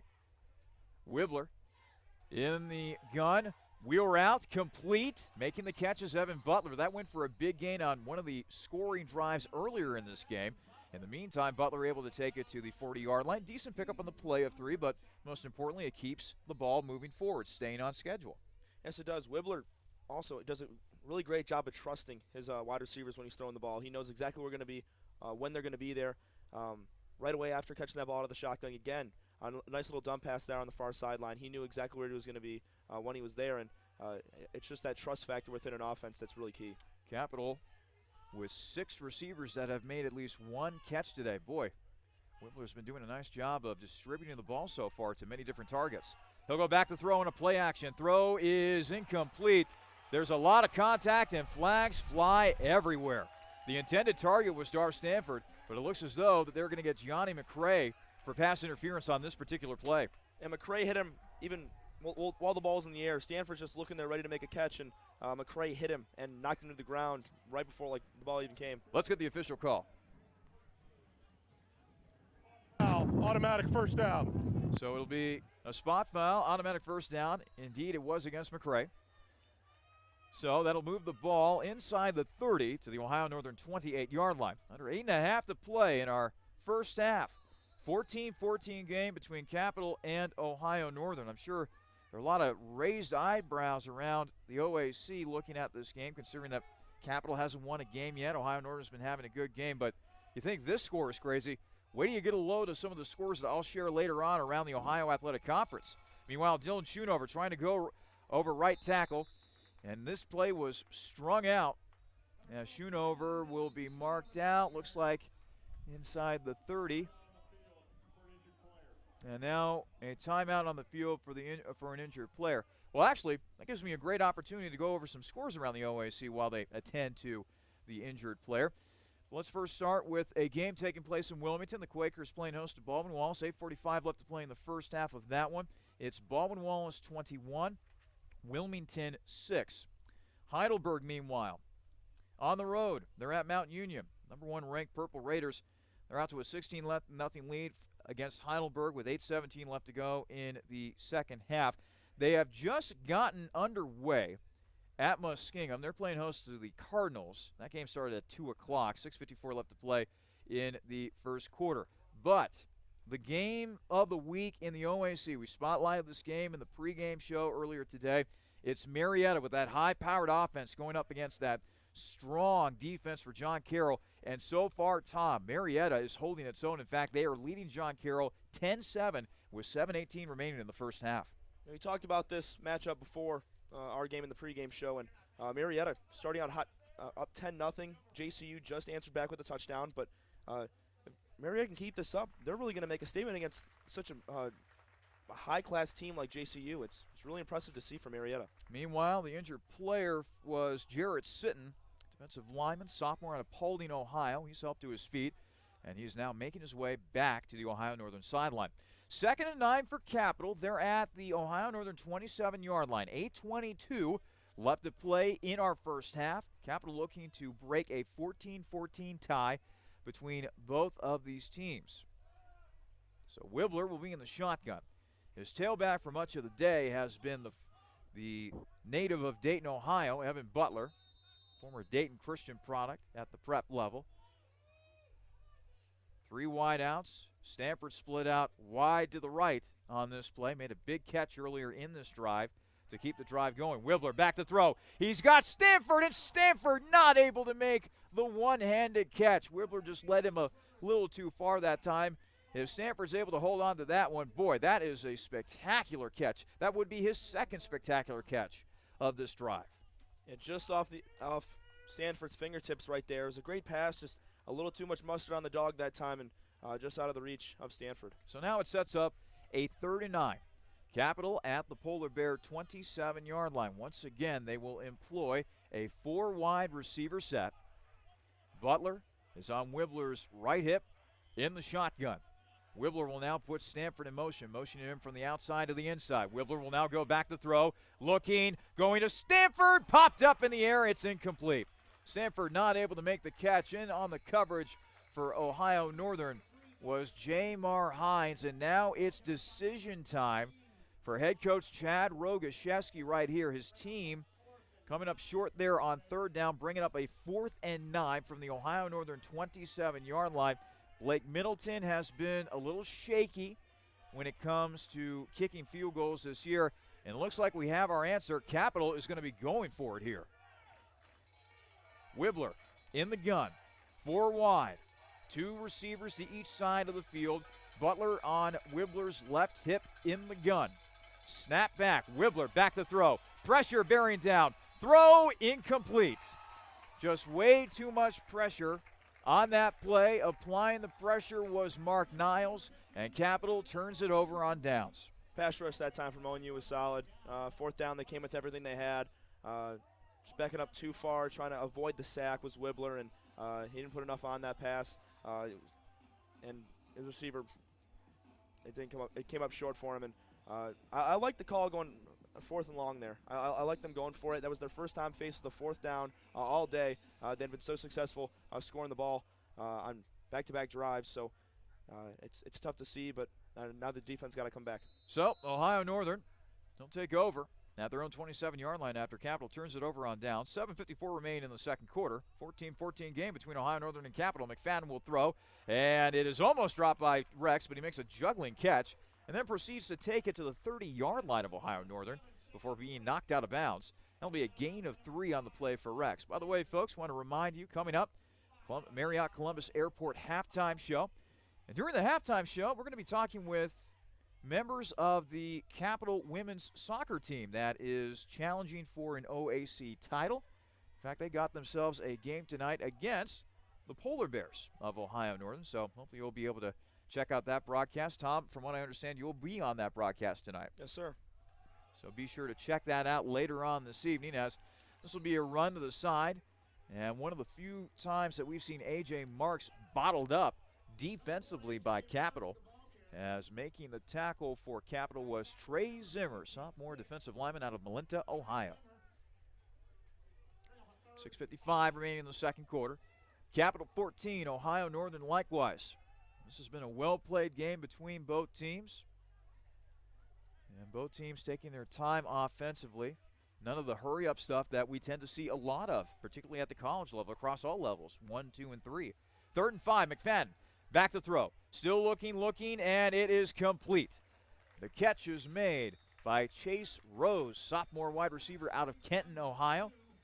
And that'll be enough for an Ohio Northern first down. They'll mark him down at the Polar Bear 39-yard line. It's a big defensive stop here from Capital. They really need it here. All knotted up at 14. They got stopped on their previous drive they just had been stopped all game. They got to do the same here and keep the score all knotted up at 14 so they can go back, take that lead. 1st and 10. Ohio Northern at their own 39. 4 wide receiver set. McFadden back to throw. Looking downfield. Finally checks off. And that's going to be off the fingertips of Rose. Defending on the play for Capital, Jake Elsed, redshirt sophomore out of the Steel City of Pittsburgh, Pennsylvania. Brings up a 2nd and 10. Ohio Northern still at their own 39-yard line, stopping the clock with 6:04 remaining in our first half. McFadden, by the way, 7 of 10 through the air, 66 yards. Still looking for his first passing touchdown of the game. The 2 scores for Ohio Northern have been rushing touchdowns, one by A.J. Marks and one by Brock Martin. McFadden in the gun. He is flanked by Brock Martin on his left hip.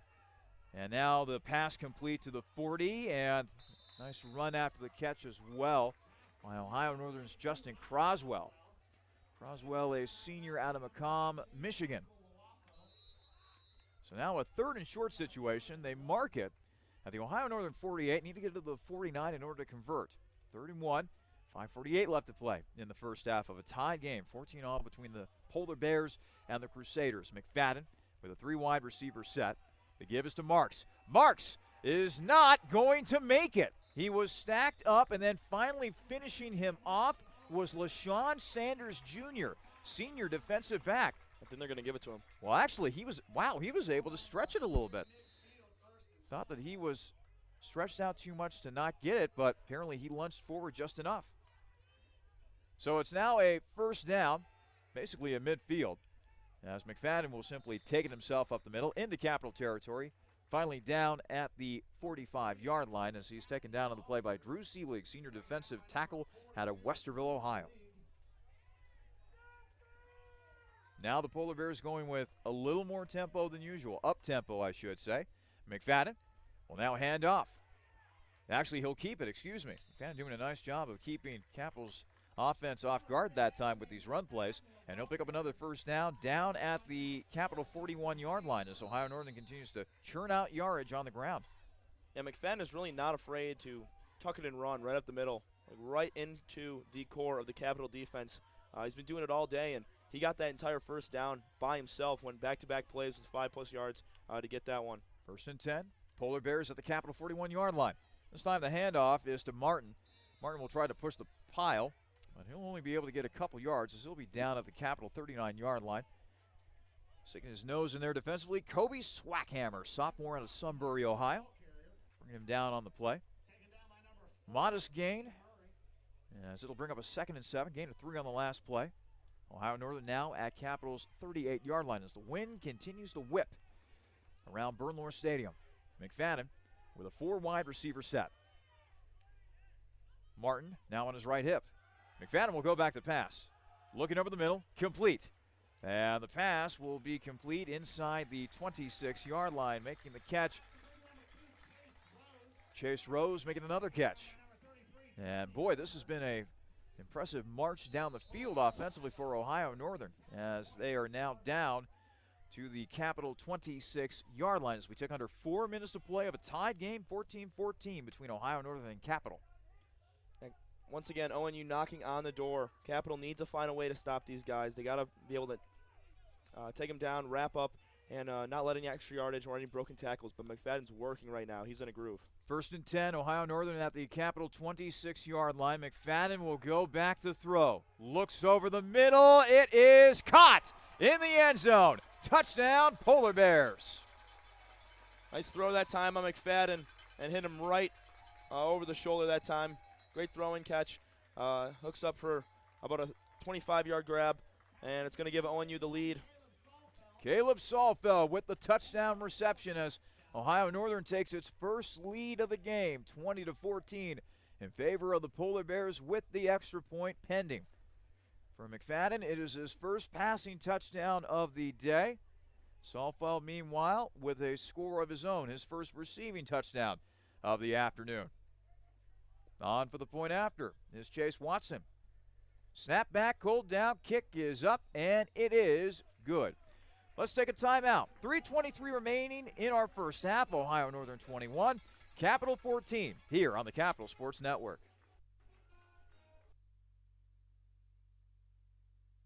This is a message for the nurses among us, for those who dream of saving lives, for those who are driven to improve care, and for those ready to help heal what's broken, be it a single bone fracture or an entire hospital system. Capital University's advanced nursing programs are built for you. Engaged faculty, immersive learning, and intimate classes where you'll know everyone's name. To learn more, visit capital.edu/nursing. Advanced nursing at Capital University, for those driven to do more. 3:23 remaining in our first half. Ohio Northern 21, Capital 14. Polar Bears grabbing their first lead of the game thanks to a 26-yard touchdown reception by Caleb Salfeld. It's been an impressive day for Ohio Northern quarterback Anthony McFadden. 10 of 13 through the air for 114 passing yards and a score. He's also ran the ball 4 times for 19 yards. Antoine Shipp will let it bounce out of bounds. Well, a smart play right there by Shipp as it bounced out of bounds. Took a weird hop right at the 1-yard line, and this will give Capital very good field position. They're going to be starting at their own 35.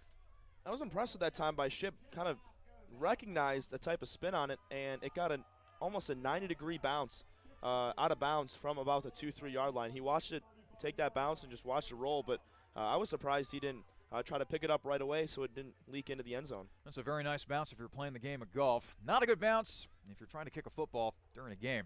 So it's 1st and 10. Capital will have it at its own 35-yard line. They got 3:23 to work with before the end of the first half, and Capital does have all 3 of its timeouts. So does Ohio Northern. So Wibbler and company back at it. Wibbler's been sharp so far today, 11 of 16 through the air, 155 passing yards and 2 passing touchdowns, 1 to Dar Stanford and 1 to Cameron Lee. Wibbler will be in the shotgun. And now, timeout will be taken by Capital as they look to sort things out here offensively. We'll take another timeout, 3:23 remaining in our first half. Ohio Northern 21, Capital 14 here on the Capital Sports Network.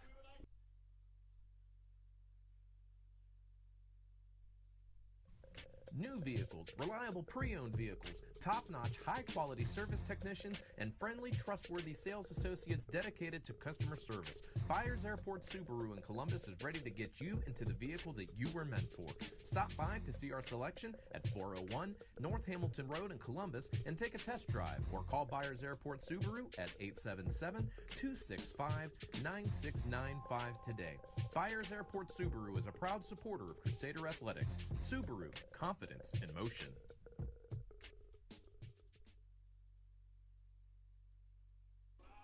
.323 remaining in our first half. Ohio Northern 21, Capital 14. As the Crusaders offense goes back to work offensively. Play action, Wibbler looking deep. Stanford makes the catch inside the 35 before being down at the 33-yard line. And boy, pleading his case is Ohio Northern defensive back Jamar Hines, who thought that Stanford pushed off. Not in the eyes of the officials. That will go down as another long reception for Dar Stanford. That's how you start the drive off hot there. A really deep pass that time by Wibbler, letting it fly, airing it out to Stanford. Who better to throw it to than Dar Stanford? 1st and 10, Capital at the Polar Bear 33-yard line. Wibbler back to throw once again. Looking downfield, and it's incomplete as he was trying to hook up with Stanford once again. Stanford might have slipped that time. In on the coverage defensively was Nate Dean, freshman out of Euclid, Ohio. So that'll stop the clock. 2:57 remaining in our first half. Ohio Northern 21, Capital 14, but Capital looking to tie this bad boy up before they head to the locker room. Stanford looking to have a little bit of a limp over there on the far hash marks. Let's hope that Dar is okay. Lord knows he is an important piece of this Capital offense. Wibbler, meanwhile, will be in the shotgun once again. Evan Butler's on his left hip. Stanford lined up with a host of receivers to the far side, 3 of them, as Bertussit is put in motion. Wibbler with a play action. Throw complete to Butler. He's got some room.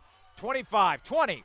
He'll rumble inside the 15, inside the 10 before he's finally taken down at the 7-yard line. Boy, Evan Butler has been a very nice receiving target out of that backfield for Wibbler today. Great dump pass that time by Wibbler right to Butler. I love the play call there, but he had to break a tackle on his own O-lineman there. He ran right into him, able to bounce out to the outside and knocking on the door again, trying to tie this thing up with 2.5 left. 1st and goal. Capital now has it at the Polar Bear 8-yard line, and once again, Andrew Ray comes in there. Kind of that wildcat quarterback, the guy that can run the football.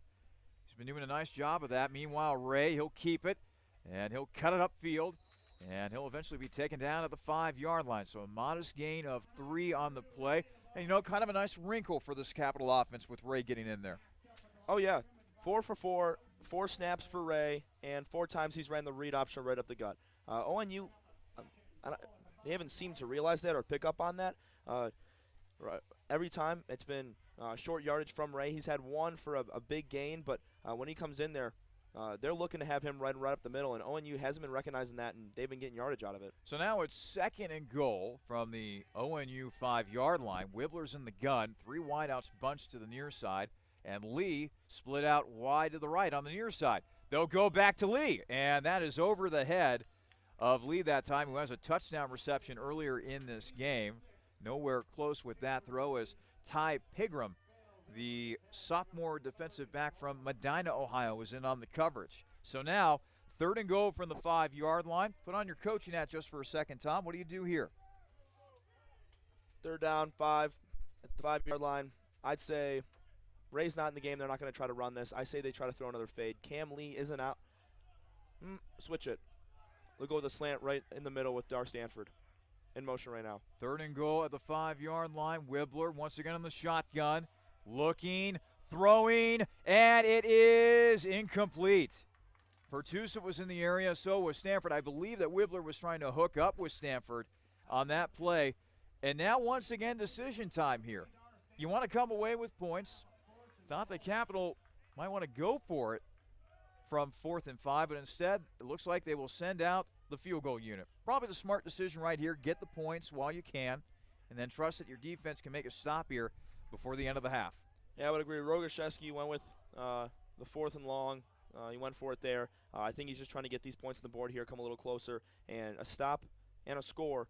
Hopefully a touchdown can get them right back in the game. Snap back, hold down. Kick is on the way. It is up, and it is good as Blake Middleton is able to knock it through. Brings Capital to within a little closer to Ohio Northern. The score now, Polar Bears 21, Capital 17. 1:27 remaining here in the first half. Keeping it right here at Bernlohr Field at Bernlohr Stadium. Ohio Northern has all 3 of its timeouts remain, so if they choose to do so, they could possibly piece together a drive here, try to get some points before the end of the first half. Again, a reminder, coming up, we will have for your listening pleasure the Marriott Columbus Airport halftime show, talking with members of the Capital Women's Soccer team, who's having a fine 2018 season so far. After that, we'll break down the statistics from the first half and much more. The Marriott Columbus Airport halftime show coming up in mere moments.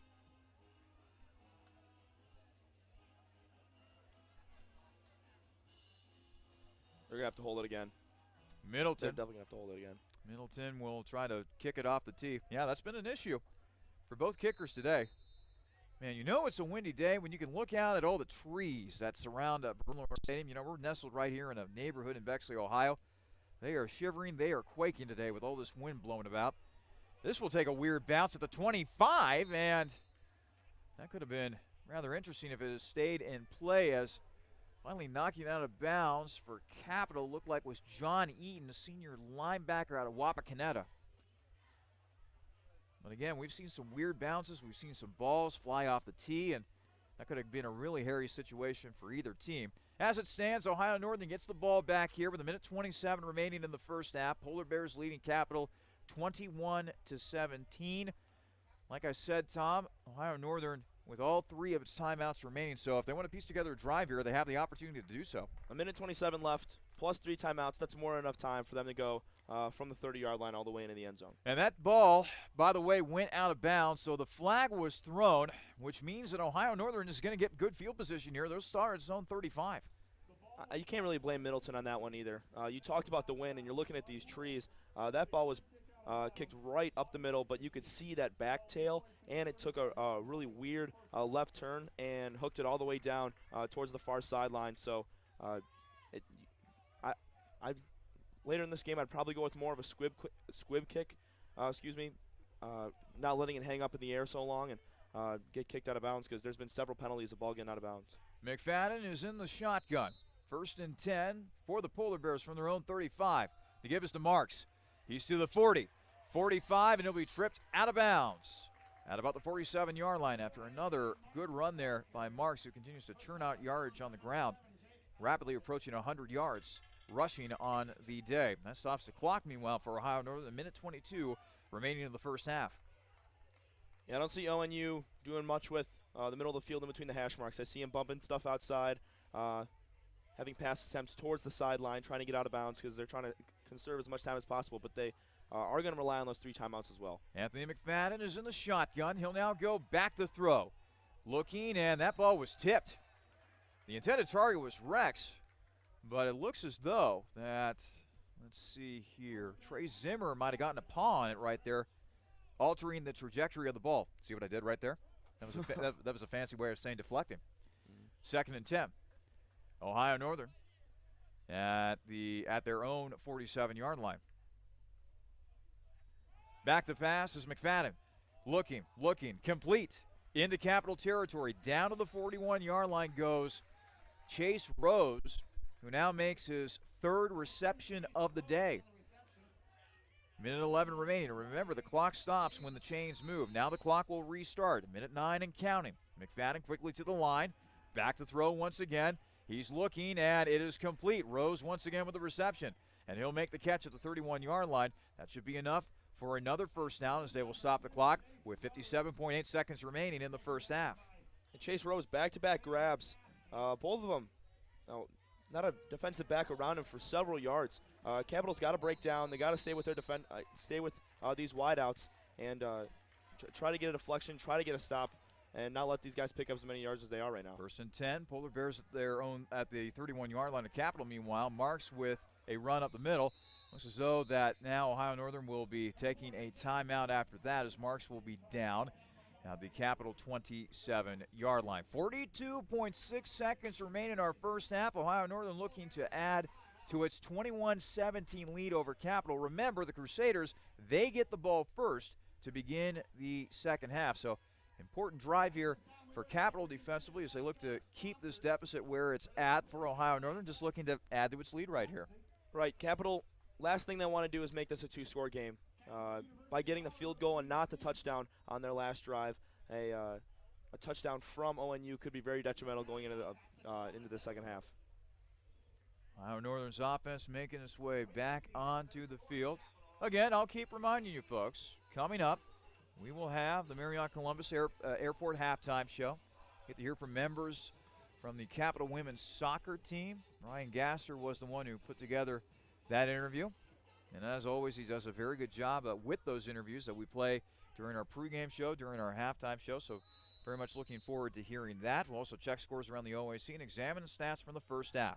McFadden, back to throw, looking downfield, going to his left, now throwing, and boy, that was a miscommunication right there. Incomplete. LaShawn Sanders Jr. was in on the coverage. The intended target, meanwhile, was Anthony Amison. He is a sophomore wide receiver out of Troy, Michigan, and something just looked a little off-kilter there. Yeah, McFadden looked to double and triple pump that time. Couldn't find an open receiver. It could have been miscommunication, but I think he just tried to throw it out to the side, so there was no chance of anybody getting it. Capital, great defense that time, great coverage.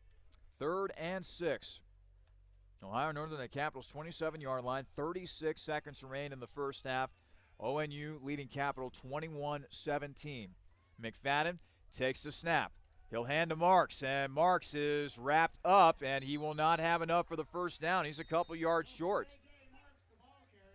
Marks taken down, looks like by Jake Blaisdell, freshman from West Unity, Ohio, and Ohio Northern will stop the clock with another timeout.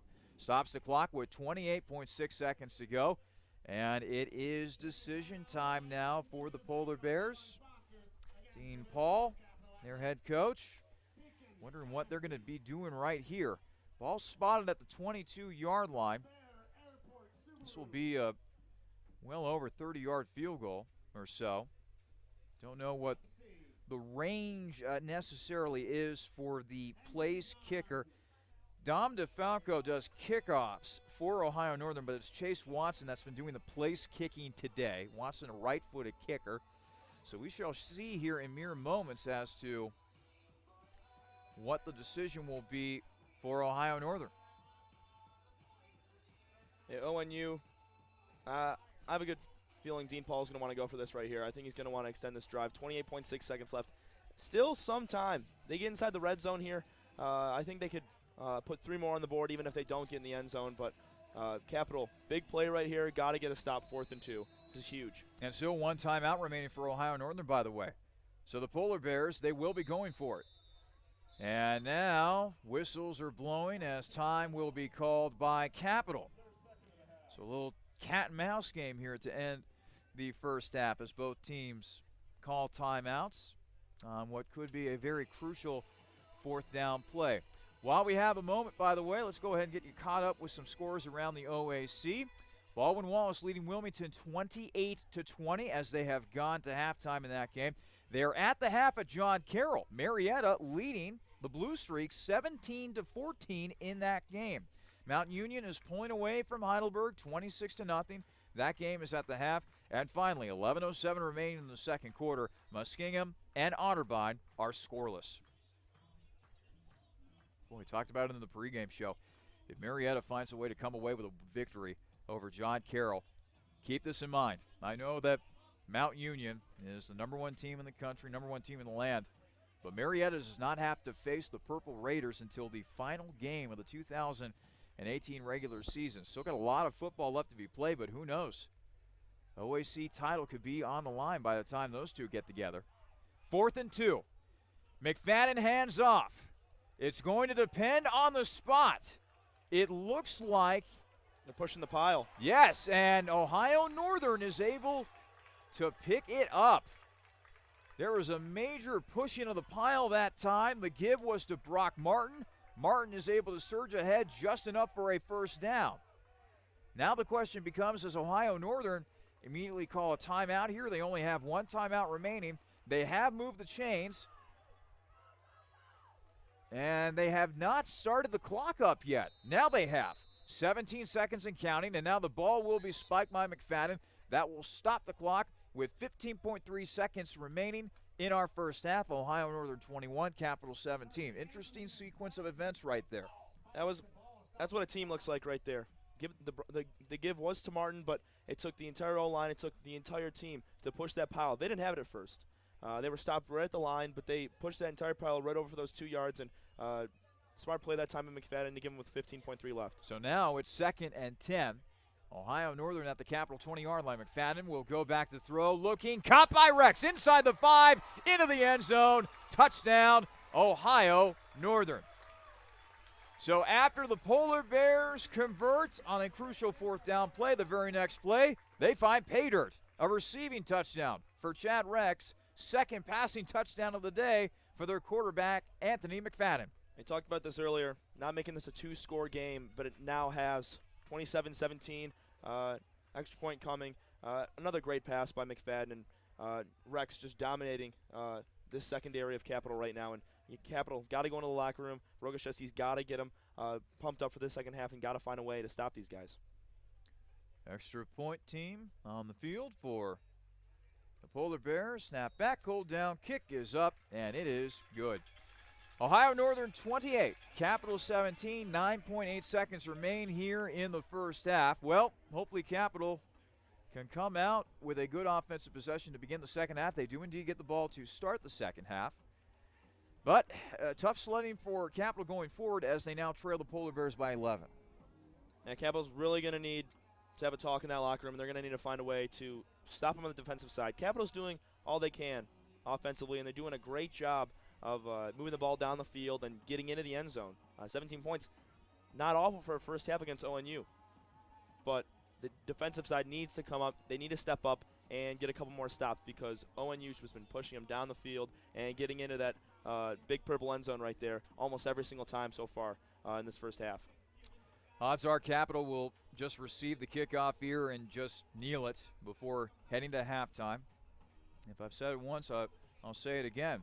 Stay tuned for the Marriott Columbus Airport halftime show coming up here in just mere moments. As Ohio Northern will tee it up here. Hopefully we won't have any issues with the ball blowing off the tee. Getting set to kick it away is Dom DeFalco. DeFalco gets it away with the left foot. It's taken at the 4 by Antoine Shipp. 5, 10, 15, 20, and he'll finally be taken down at the 22-yard line. Stopping the clock with 3.8 seconds to go. And Andrew Ray will come out at quarterback. Looks as though that Capital will stick with him at quarterback, at least for right now. And they'll probably just knee it here. As the ball will be spotted at the 22-yard line. 2 wideouts in Stanford and Barnett. This has the looks of a kneel down all the way.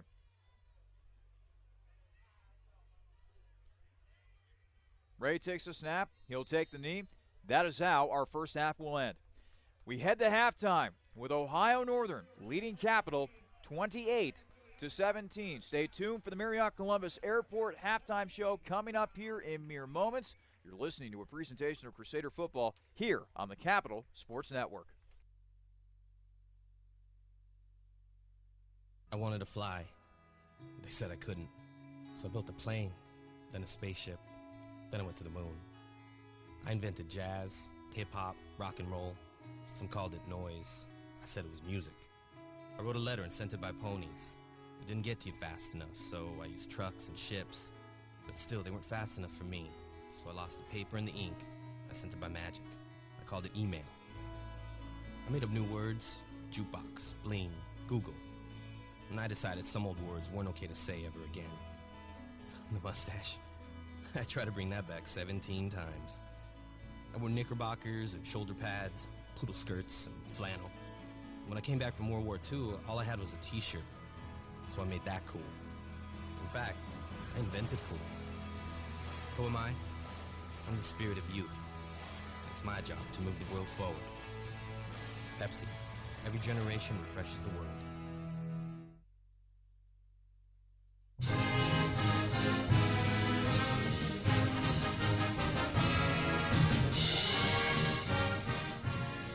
We're here in the halftime show brought to you by the Marriott at the Columbus Airport. And today we are joined by the head coach of the women's soccer team here at Capital University, Matt Ogden, who this year you have led your team to an 11-3 overall record, 5-1 in the OAC. You're right there at the top, Coach, and you've already surpassed last year's win total. And with another win, you'll match last year's OAC win total from 2017. So what's different about this year's team as opposed to last year's squad?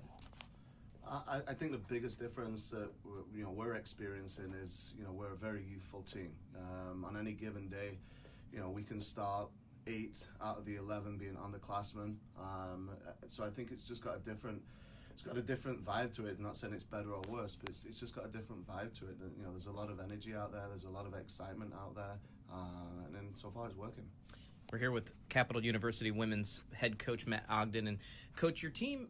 The good thing about your team this year is that there's not one go-to person that does all the damage against an opposing team. It's very balanced out there as far as where the production comes from. How does that impact your game planning? Does it make it easier? Does it make it more difficult with so many options at your disposal?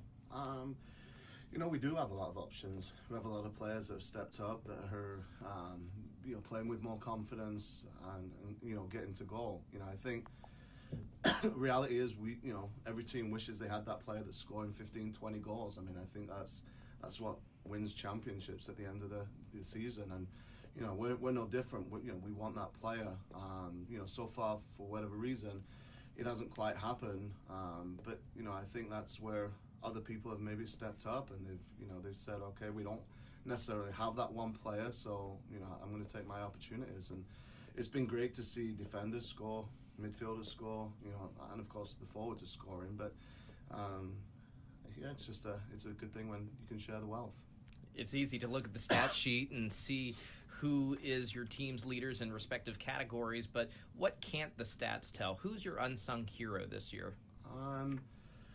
I think the young lady sat next to me here, Maggie, coming in as a junior, has taken a leadership role this year, has been fantastic. Off the field has been fantastic in the locker room. But I've known Maggie for a long time, and I've known what type of player she could be. And I think really this season she's starting to realize her potential. She's been fantastic in anything that we do, whether it's fitness related, she's at the front of the line, whether it's motivational, supporting her teammates, but now, the productivity on the field, she scored that goal, and all of a sudden she wants to score a goal every game, which, I'm fine with. We like that. But, I think she's now seen how impactful she can be on the program.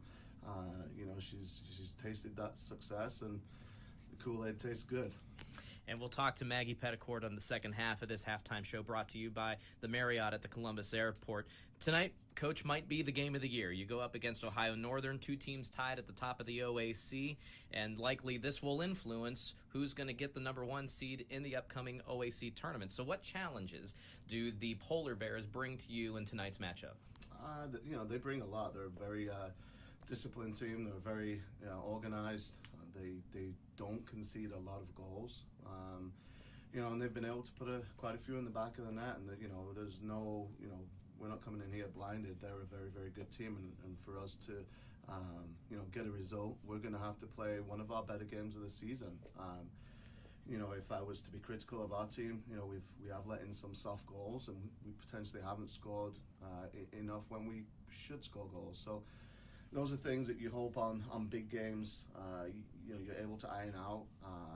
But we play, I choose to play a tough non-conference schedule so that when these games roll along, we're not taken aback. It's kind of just another tough game for us to play, and we've been well tested to this point, and I'm really excited for it. These are the games that as a coach you look forward to, and I think we have a group of players that want to be in these type of games. So we're raring to go. Beyond this matchup tonight, you have 2 more matches on the docket before tournament time, and one of those is a rivalry showdown against Otterbein. What are the keys to finishing the regular season strong and putting yourself in the best possible position heading into the OAC tournament? Again, with that youthfulness, we bring in experience, but I think the keys to it is going into those games with a true belief that we can win. As a coach, I couldn't be more confident in my players, but I told them, last night at halftime, it's irrelevant what we think on the sideline. We're just kind of puppets that, we're just, part of when the actual game starts, it's down to the players. It's down to them to execute, them to work hard, and, you just hope that the preparation has been good enough that, they're ready to go. And lastly, Coach, your lone senior on this year's roster is goalkeeper Hannah Clutchy. Talk about her impact on this program and what being the lone senior on this year's squad speaks of her. I think Hannah's a fantastic person. She's been great for the program. She holds a special place in my heart because she was my first ever recruit that I brought to Capital way back when. So I'm so proud to see what she's done in her time at Capital, the experiences that she's had, how she's been. A student athlete is something that our younger players can really look up to. And it'll be, an emotional night for her, for the program, but, she's ready to go into that next phase of her life, and, we couldn't be happier to kind of see her and see what she can do beyond Capital. Well, this has been women's head coach Matt Ogden for the soccer team here at Capital. And, Coach, we wish you the best of luck tonight against Ohio Northern and for the rest of the season. And on the flip side of this, on the other side of the fight song, we'll be talking with junior Maggie Petticourt and get her thoughts on how this season has gone so far and her vision looking forward. We're rolling along here on the Halftime Show, brought to you by the Marriott at the Columbus Airport.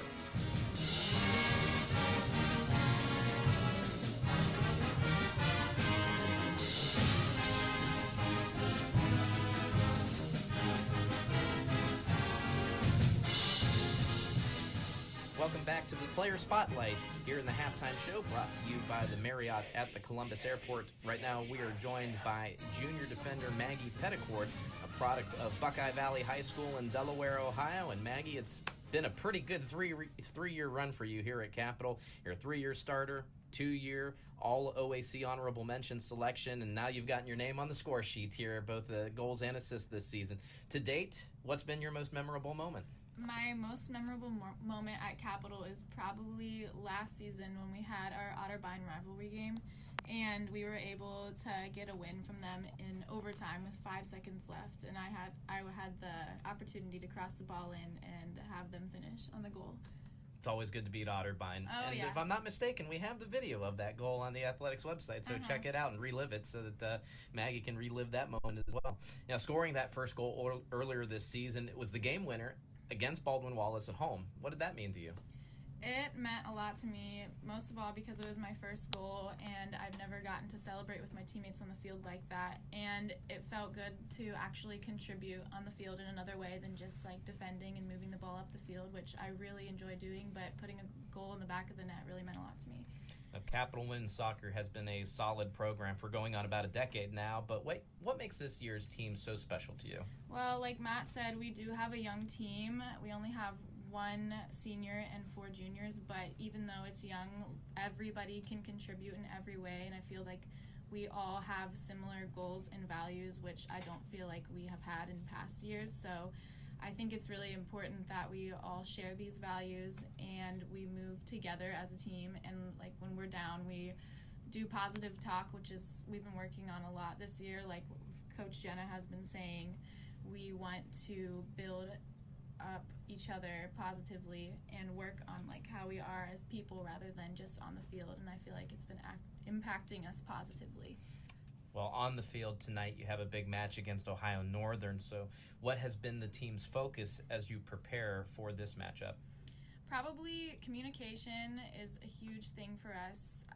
I feel like if we communicate and, like I said, have positive talk with each other on the field, it can take us great places because we'll be able to build each other up and get the win. Now, every athlete has a pregame routine. What does yours look like? Mine, probably, I go into the locker room early so that I can relax and get ready in time and not feel rushed, and go to the trainer if I need to. And then the last 20, 25 minutes before we go out on the field is just me spending time with my teammates, listening to music in the locker room, and having fun to get the jitters out before we head out in the field. Now we're going to deal you some quick hitters just to get to know you a little bit better. We're here with Maggie Petticord, Jr. on the women's soccer team here at Capital. So spit it out. What's your major? Bio-pre-med. And your career ambition with that? Be a doctor. All right. We'll be treating others here shortly. Do you have a pregame or postgame superstition? I drink Pedialyte before every game. Has to happen? Yeah. Or else? Or else. What is your favorite meal that if you could, you can splurge on? Pizza. Any kind of special topping? No, just pepperoni. Okay. Your guilty pleasure? Sour Patch Kids. All right. What is your favorite sport outside of soccer? Probably running. I don't know if that's a sport. It is to some. I'll count it. What is your favorite thing to do for fun? Hang out with my friends. If you could spend a day with one person who is dead or alive, who would it be? Probably Alex Morgan. All right. Give me one bucket list item that you hope to accomplish. Skydiving. All right. And why did you choose Capital? I chose Capital mostly because of the great soccer program that I knew that they had, because the 3 previous years before I came, they had won the OAC, so I came in with that, and then I heard that they had a great nursing program. Although I didn't stick with the major, it was definitely pulled me there. All right, well, this has been Maggie Petticord, Jr. from Delaware, Ohio, and a product of Buckeye Valley High School. Maggie, good luck tonight against Ohio Northern, and good luck as well in the future, not just this year, but beyond. Thank you. All right. Be sure to follow the Crusaders online. Our links for video and live stats are available at athletics.capital.edu. And follow the team on Twitter at @cap_WSOC. I'm Ryan Gasser. This has been Maggie Petticord and head coach Matt Ogden on the Halftime Show, brought to you by the Marriott at the Columbus Airport.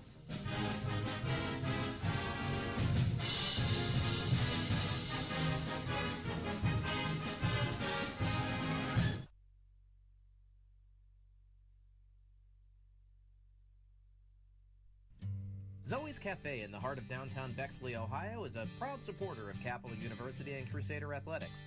Zoe's Cafe is a casual, multi-cuisine restaurant that specializes in breakfast and lunch dishes, but also sports a vibrant outdoor patio and daily happy hour specials.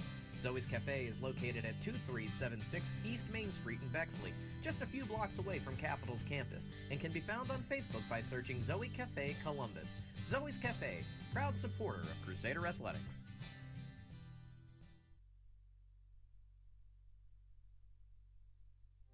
OSU Sports Medicine is a proud supporter of Crusader student athletes by providing sports health services for Capital University athletics and student health services. Through the work and care of team physicians and athletic trainers, it's the team behind your team. For all fans, if you're looking to improve your physical performance, recover from an injury, or stay active for a lifetime, the experts at Ohio State Sports Medicine are there for you. Visit sportsmedicine.osu.edu or call 366-4332. Welcome back to the Marriott Columbus Airport halftime show. At the half, Ohio Northern leading Capital 28-17. Alongside Tom Cavanaugh, I'm Charlie Danis. Let's go ahead and take a look at these stats from that first half. Tom, I will go ahead and give it over to you. Read off the team statistics, if you could. Team statistics for, all right, we're going to go with ONU first. We're going with Capital. ONU first. All right, so to start, we had ONU. They have 20 first downs. They're 26 of 133 for rushing yards. Passing yards at 156. No fumbles, no punts. They've been solid all day. Excuse me, 1 punt. Their time of possession, a little over 17 minutes. Third down conversions, they've been really solid, 4 of 7. Haven't had to go to many fourth downs because they have been getting deeper in the red zone, big scoring, capitalizing with 4 touchdown scores. Red zone, they're 3 for 3. So, yeah, they've punched in every time. And on fourth down conversions, they're 2 for 2. So, they're going to go for it on fourth down. And they showed that, and they showed their strengths in the first half. And it was an impressive 28-point first half for ONU. What about Capital, the team statistics for them? 12 first downs. They're 10 of 27 on rushes to yards. 212 passing yards. No fumbles. They've had to punt a few times now. They've been stopped just twice. Kickoff returns to yards. There's 3 returns for 41 yards. Possession time, a little over 12 minutes. Third down conversions, 2 of 4. Fourth down conversions, they're 0 for 1 on the long 4th and 8. And then red zone conversions, they are 3 of 3. So both teams, when they get in the red zone, they're punching it in. They're executing, but Capital just needs to be able to trick that ONU number of 3 of 3 to maybe 3 of 5 or 3 of 6, because what they're doing right now is they're putting it in every single time they go down the field, and it's a problem right now for them. Now the individual statistics for both teams. Let's first start with Ohio Northern running the ball. A.J. Marks, 15 carries, 85 rushing yards, and a touchdown. Brock Martin had 7 carries for 29 yards and a score. And Anthony McFadden, the quarterback, 4 carries for 19 yards. And he had a long of 15, averaged 4.8 yards per carry in that first half. Speaking of McFadden, throwing the ball, 13 of 19 through the air, 156 passing yards, 2 passing touchdowns. And receiving, Chad Rex, surprise, surprise, having another standout day so far. 6 catches for 73 yards for the Florida native, also a score as well. Chase Rose has 4 catches for 42. Caleb Salfeld had 2 catches for 32 and a score. And Ryan Rockwell had 1 catch for 9 yards. Meanwhile, for Capital, leading rusher turns out to be the backup quarterback, Andrew Ray. 5 carries for 21 yards, a long of 9. He's been averaging 4.2 yards per carry so far today. Thomas Wibbler, 1 carry for 12 yards. And then Dylan Schoonover, he's got 2 carries for no yards. A net of no yards, 1 gain and 1 loss on the day. Thomas Wibbler, meanwhile, 13 of 21 through the air, 212 passing yards, 2 passing touchdowns, and then receiving. Great day for Dar Stanford so far. He's got 4 catches for 70 yards and a score, which includes a long of 32. Evan Butler has been a very good receiver out of the backfield for Capital. He's got 3 catches for 44. Wyatt Pertusit, 2 catches for 43. And David Barnett, 2 catches for 31. The scoring summary looks like this. Capital jumped out to an early 7-0 lead thanks to a 9-yard touchdown reception by Cameron Lee. That came with 8:02 left to play in the first quarter. But then Ohio Northern was able to respond with a 3-yard touchdown run by Brock Martin. Made it 7-7 with 3:17 left to go in the first quarter. And then at the 56-second mark of the first quarter, Dar Stanford was able to hook up with quarterback Thomas Wibbler. Stanford with a 3-yard touchdown reception. That gave the Crusaders a 14-7 lead heading into the second quarter. And then Ohio Northern, they end up outscoring Capital, let's see here, by a margin of 21-7. An 11-yard touchdown run by A.J. Marks, a 26-yard touchdown reception by Caleb Salfeld, and a 20-yard touchdown reception by Chade Rex. All of that around a 22-yard field goal made by Capital's Blake Middleton. And at the half, or coming out of halftime, I should say, as both teams are currently warming up on the field, it is Ohio Northern leading Capital by a score of 28-17. That will conclude the Marriott Columbus Airport halftime show. When we come back, we'll have the start of the second half here at Promort Field at Bernlohr Stadium. Again, it's Ohio Northern leading Capital 28-17 coming out of halftime. This is Crusaders football here on the Capital Sports Network.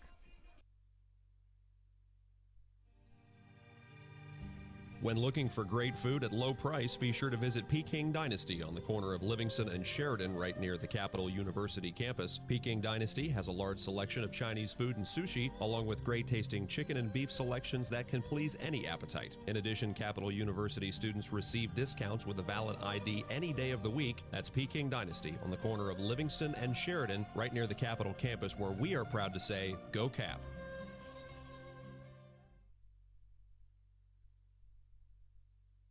With 14 TVs to watch your favorite team or the next big event, Planks Cafe and Pizzeria in German Village is ready for you and your group today. Plenty of free parking, free Wi-Fi, banquet rooms for private parties and daily specials. What more reason do you need to visit Planks Cafe and Pizzeria? Planks is located at 743 Parsons Avenue and has been serving the Columbus community since 1939. Planks is on the web at plankscafe.com or available by phone at 614-443-6251. Planks Cafe and Pizzeria is a proud supporter of Crusader Athletics.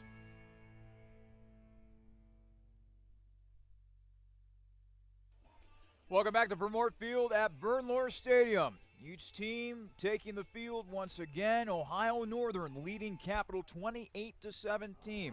The Polar Bears looking to improve to 5-2 overall and 4-2 within conference play. Capital, meanwhile, they're just looking for a win, period. The Crusaders come into play today with a 0-6 overall record and an 0-5 mark within conference play. Things are teed up. Kick is away. We're underway here in the second half as Ship will let this one bounce into the end zone for a touchback. It was a good first half for Capital quarterback Thomas Wibbler, 13 of 21 through the air for 212 passing yards and 2 passing touchdowns. Now, Tom, it's going to be imperative for Capital to not only keep scoring, but to get some defensive stops as well in order to give their offense a chance to give them back the lead. We talked about it the entire first half. ONU went down the field, and they just kept pounding it in on them. Capital really has to step up. They got to find a way to stop McFadden from getting those big chunky yardage, stop Chad Rex from getting so wide open and getting big plays. Wibbler is in the shotgun. It's a play action. Looking downfield. Caught by Barnett. Barnett spins out of a tackle. Across the 40, and he'll be taken down at the 43-yard line. Eventually forced out of bounds by Gianni McRae. That'll be a first down for the Crusaders. Good start for them offensively as they get the ball first to begin the second half. Passing offense has been on target so far today. Crusaders with 239 yards of total offense in that first half. 212 came through the air. Wibbler is in the shotgun. 2 wideouts to his left, 1 to his right, that being Dar Stanford, his old running mate back in high school and at Ohio Dominican before both those two came to Capital. Play action. Wibbler looking to get out of trouble, but he's eventually going to be taken down. He'll get back to the line of scrimmage, but not before. He is taken down on the play by Kadarius Woodford, freshman out of Brownsville, Tennessee. And that time couldn't find anybody over the middle. Pump faked a couple times, and the pocket just collapsed on him. And he tried to scoot on out of it, get a couple yards, but the pass rush from ONU, pretty solid that time, closed on the pocket, and he had to go right down. 2nd and 10. Capital still at their own 43-yard line as Wibbler once again will be aligned in the shotgun and now whistles as they are rebooting the play clock.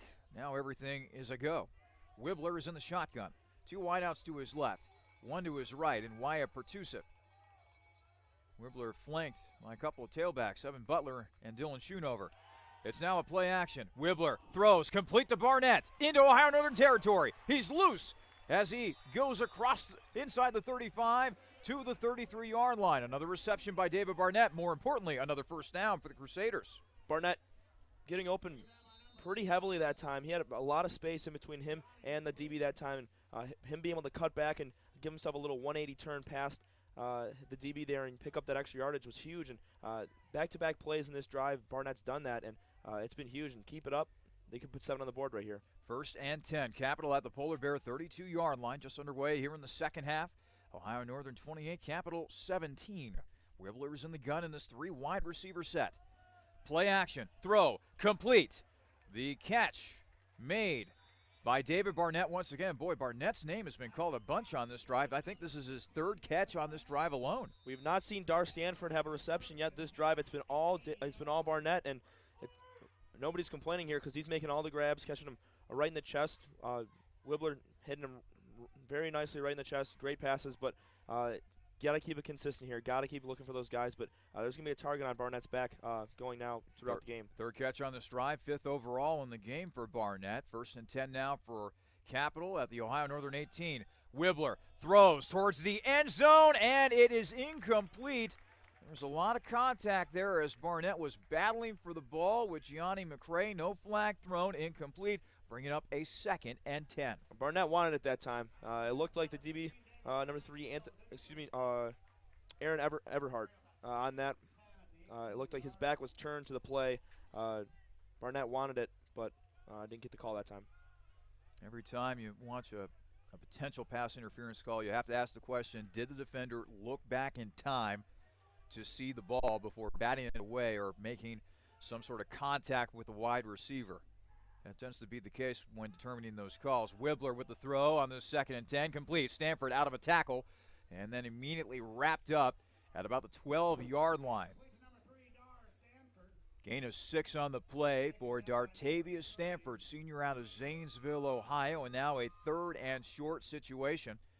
As Capital will look to keep this drive going, they take Wibbler out on this 3rd down and 4 from the Ohio Northern 12-yard line, and in comes Andrew Ray. Ray has ran the ball 5 times for 21 yards, needs 4 yards here to pick up a 1st down. Ray's in the shotgun. He will run it up the middle. And Ray moving forward, he'll have enough for the 1st down. Needed to get it to the 9, took it to the 7. 1st down, Crusaders. I get the feeling everybody out here knows that when Ray comes in the game, he's going to get that shotgun snap, that he's going to do the read option, he's going to pull the play action, he's going to run it up the middle. I think everybody knows that, but ONU's defense here, because once again, another 1st down for them. And when Ray's been in the game, 6 snaps and 6 rushes. So I don't know why they're not catching on, but Capital's just going to keep using it because Ray's in the game still. 1st and goal, Capital now at the Ohio Northern 7-yard line, and Ray remains in there at quarterback. Perhaps another run is in the offing here for Ray. Receiver to each side of the field. Ray, he'll go back to pass. He'll throw into the end zone, and it is caught by Barnett. Oh, my goodness. Barnett stuck out his right hand and was able to make the snag. He brought it back in. There's now a conference between the referees, and indeed the signal is touchdown. Charlie, that has got to be one of the best catches I have ever seen in person. I think Nate Dean, the DB, caught the ball originally.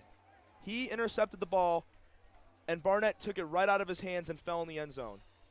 If we were at a replay and we could watch that back right now, Dean had the ball in his hands, and Barnett had his hands in between there, took it right out and fell in. I think that was what the conference was about, who had the possession of that ball and who had it when he fell down on his knees. What a great job by Barnett to bring the ball back in and make that a TD. And what great individual strength as well. If that was the scenario that you just laid out, having to rip it from the possession of Dean, what an effort by David Barnett. And boy, what a series for Barnett offensively. That was his 4th reception on this drive alone, and it is he, David Barnett, the junior, out of Springfield, Ohio, that gets into the end zone. More importantly, draws Capital to within 4 after the made extra point by Blake Middleton. Boy. Kudos, though, to Andrew Ray, though. He's had 5 carries on the day, and then finally drops back to pass. There was a pretty good shot right at Barnett. It looked to be a little bit short, a little too much air underneath it, but it was great. It was a good enough pass to get the touchdown. And by the way, first passing touchdown of Andrew Ray's Capital career. He will certainly remember that. And I can tell you this right now, Barnett is certainly going to remember that catch for years to come. So now let's see if this momentum from this offensive drive can carry over to the other side of the ball. Let's see if Capital can make a defensive stop here as Ohio Northern gets set to get the ball back here on this kickoff. No sunlight right now, cloudy overhead. And judging by that, the temperature has dropped. Wind still whipping around a little bit here at Bernlohr Stadium. But this has been an interesting game. Ohio Northern, they went into the half with an 11-point lead, but Capital now drawing to within 4 thanks to the touchdown reception by David Barnett. Kick taken at the 20. And this will be a decent return for Ohio Northern. Taking the ball back for the Polar Bears looks like Drew Stasic, a sophomore out of Walbridge, Ohio.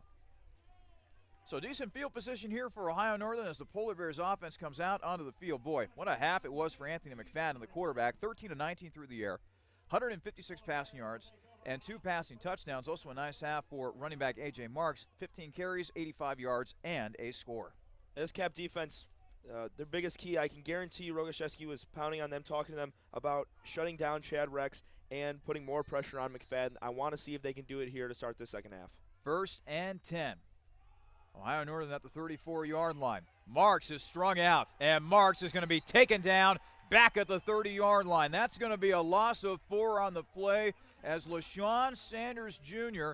teamed up with Blade McCulley to bring him down. Martin tried to bump it to the outside that time. What has worked from all day is bringing it right up the gut. But he decides to bump it out that time towards the near sideline, and Cap just swallowing him up, and a whole bunch of Crusaders that time on the tackle. Great job to start this drive. Actually, a loss of 3 on the play. Still second and 13 now. Ohio Northern at their own 31-yard line. McFadden will look to pass. Pass is caught, and Rex was rocked that time over the middle, but still found a way to make the catch at the 45-yard line, resulting in a first down for the Polar Bears. Tell you what, Rex has had quite the impressive game, and he is rapidly approaching 100 yards receiving. Had a touchdown reception towards the end of that first half as he continues to add to his receiving stats this afternoon. 1st and 10. Ohio Northern at their own 45-yard line. McFadden is in the shotgun. 3 wide receivers, 2 to his right, 1 to his left. McFadden now changing the play at the line of scrimmage. As now checking in at tailback is Brock Martin. Martin on his right hip of McFadden. And the catch made by Rex, but a nice play made that time by LaShawn Sanders Jr. Jordan Duncan. Yeah, Duncan, great job. Read that play like a book.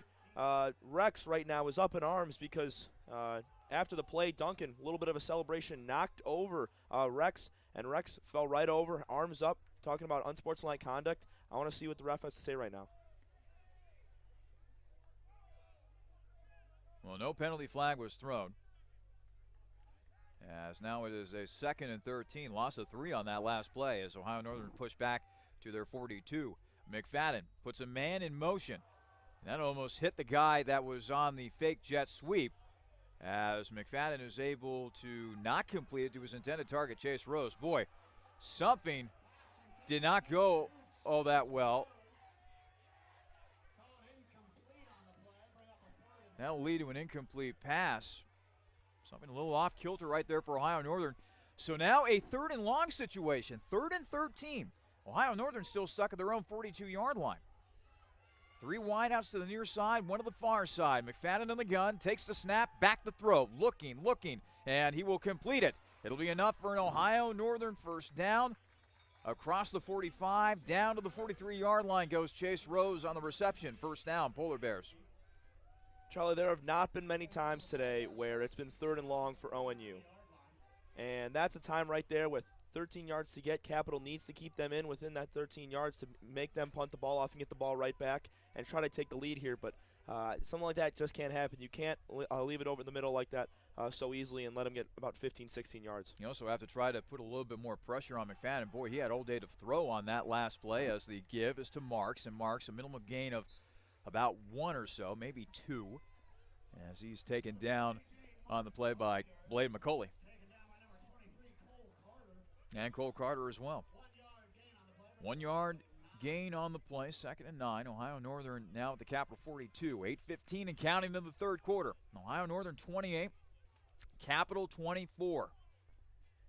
ONU putting together another offensive drive here, however, as they find themselves once again in Capital territory. McFadden, the quarterback, will hand off to Marks. Marks is going to be taken down by Drew Seelig. Probably also didn't help that Marks was being dragged by one of his own offensive linemen. Will Rankin, the center, was trying to move him forward a little bit, but Rankin didn't really do all that much help for him from a momentum standpoint. To start this second half, offensively for ONU, the run game has not been working for them. Marks and Martin, both not being able to get a big chunk of yardage like they did in the first half. Capital, a switch flipped coming out here in the second half. They're having a lot better job rush defensively. Another 3rd and long, 3rd and 9. McFadden back to throw, still looking. Throws, it is complete.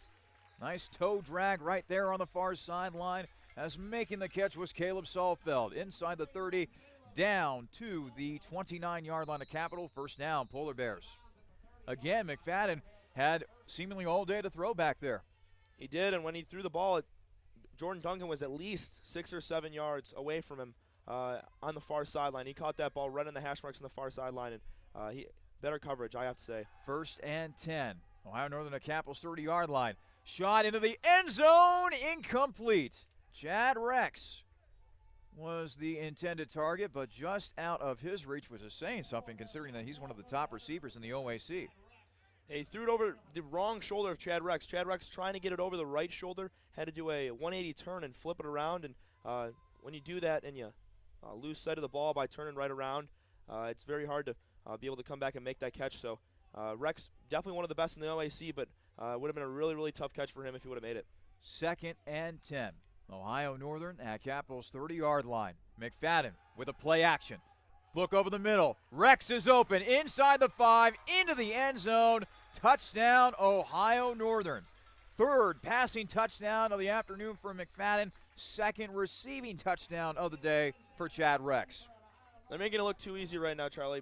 That one beat back the outside linebacker and 2 DBs, and after he made the grab, there was nobody between him and the end zone, and they tried to tackle him down, catch up to him, but it was no use. He got right in. Get a load of these numbers for Chad Rex. 9 catches, 114 receiving yards, and now 2 receiving touchdowns. It's no wonder this guy's been putting up big numbers in 2018 for the Polar Bears. PAT team on the field for Ohio Northern. The kick is up, and it is good. Let's take a timeout. 6:45 remained in the 3rd quarter. Ohio Northern 35, Capital 24, here on the Capital Sports Network. It's the perfect sports bar because it's not just a sports bar. I'm Gary Calico, founder and president of Rusty Bucket. A lot of families build their sports world around the bucket. It's not just a guy's night out. You can bring your wife, you can bring your kids. We get a lot of groups in after games. Great place after the game. Kids love to come here. The Rusty Bucket Restaurant and Tavern. The Rusty Bucket is a proud supporter of the Capital Crusaders. Visit us after the game at 2158 East Main Street and grab life by the bucket. 6:45 remained in the 3rd quarter. Ohio Northern 35, Capital 24. Polar Bears lengthening their lead to 11 once again, thanks to another receiving touchdown by Chad Rex. Senior out of Florida, 2nd receiving touchdown of the day for Rex. 9 catches for 114 yards and 2 receiving touchdowns. He's had quite the day so far for the Polar Bears. Back to receive is Antoine Shipp. This ball will bounce out of bounds. And this will give the ball to Capital at the 35-yard line. Boy, Tom, we have seen both teams really struggle with kickoffs. Now, whether that's because they want to go with some tricky bounces to throw off the returners, perhaps use one of the up men to take the kickoffs, I don't know. But from an execution standpoint, it's been below average for both teams when it comes to kickoffs today. Definitely, but I don't know. That one definitely squibbed off the right side of his foot there, but there have been several kickoffs and punts today that just get caught in the jet stream, I'd say, and get cut over to the side. So the weather right now is definitely taking a toll on anything put up in the air, but it's playing for both teams. So Wibbler with a throw. Stanford goes up for a catch, and boy, there was a lot of contact between Stanford and Ohio Northern defensive back Ty Pegram, but no call on the play.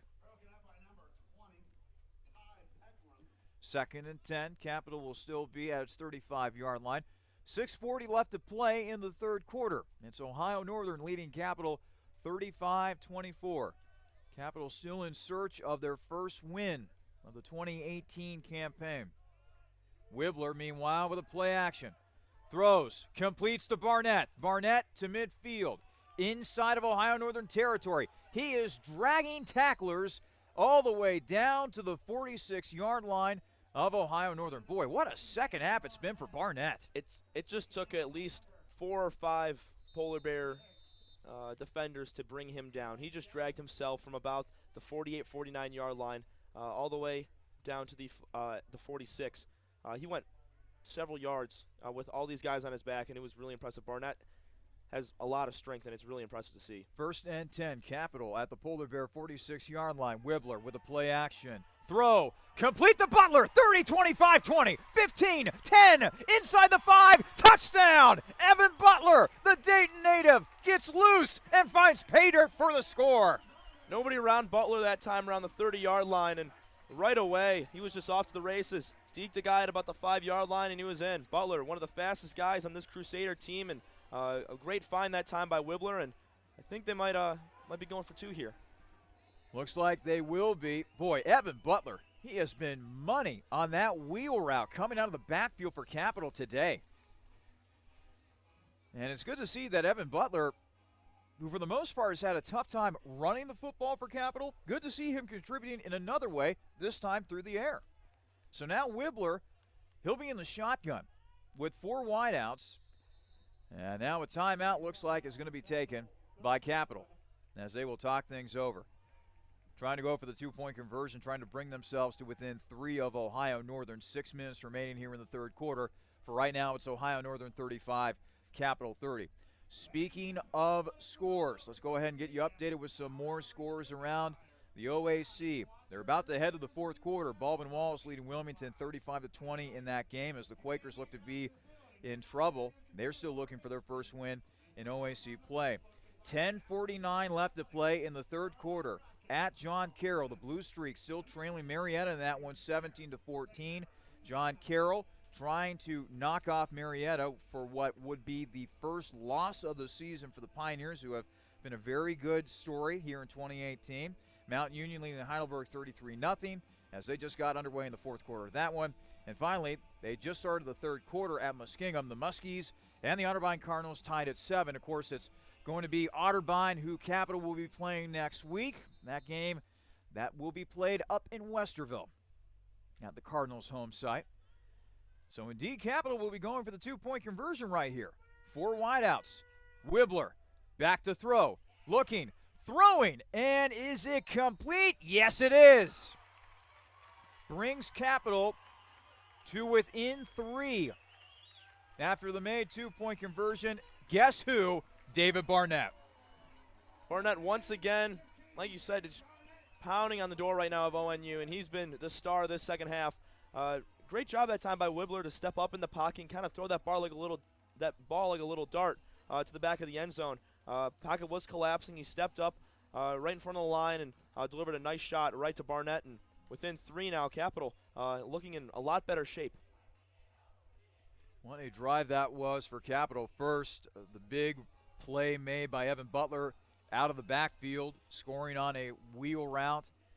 And then the 2-point conversion by David Barnett, who has come alive here in the second half. Barnett's stat line reads as follows: 7 catches, 114 yards, and a score. Meanwhile, Evan Butler, 4 catches for 90 yards and a score. I think if you told people that by this point Evan Butler would have that many receiving yards, there'd be a lot of people giving you some quizzical looks. But today, Evan Butler has brought it from a receiving standpoint. Good for him. Kick is away by Middleton. It'll be taken at about the 12, 15, 20, 25, 30, out to the 35-yard line. That was a good return right there by Nate Dean, freshman defensive back out of Medina. So, Ohio Northern will have decent field position here. 5:54 remain in the third quarter. It's Ohio Northern 35, Capital 32. Alongside Tom Cavanaugh, I'm Charlie Danis. So glad that we could have you along for the ride here for this presentation of Crusaders football here on the Capital Sports Network. And thank goodness this has been a much more competitive game than what we were treated to last week when Capital got drubbed by Mount Union 77-3. This has been a very entertaining game, to be factual. So now, McFadden in the shotgun. And now, flags are going to fly here.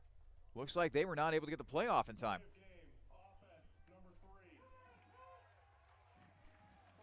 So delay of game will be called against Ohio Northern. That's the first time we've seen that today out of what's turned out to be a pretty consistent, well-oiled Ohio Northern offensive attack.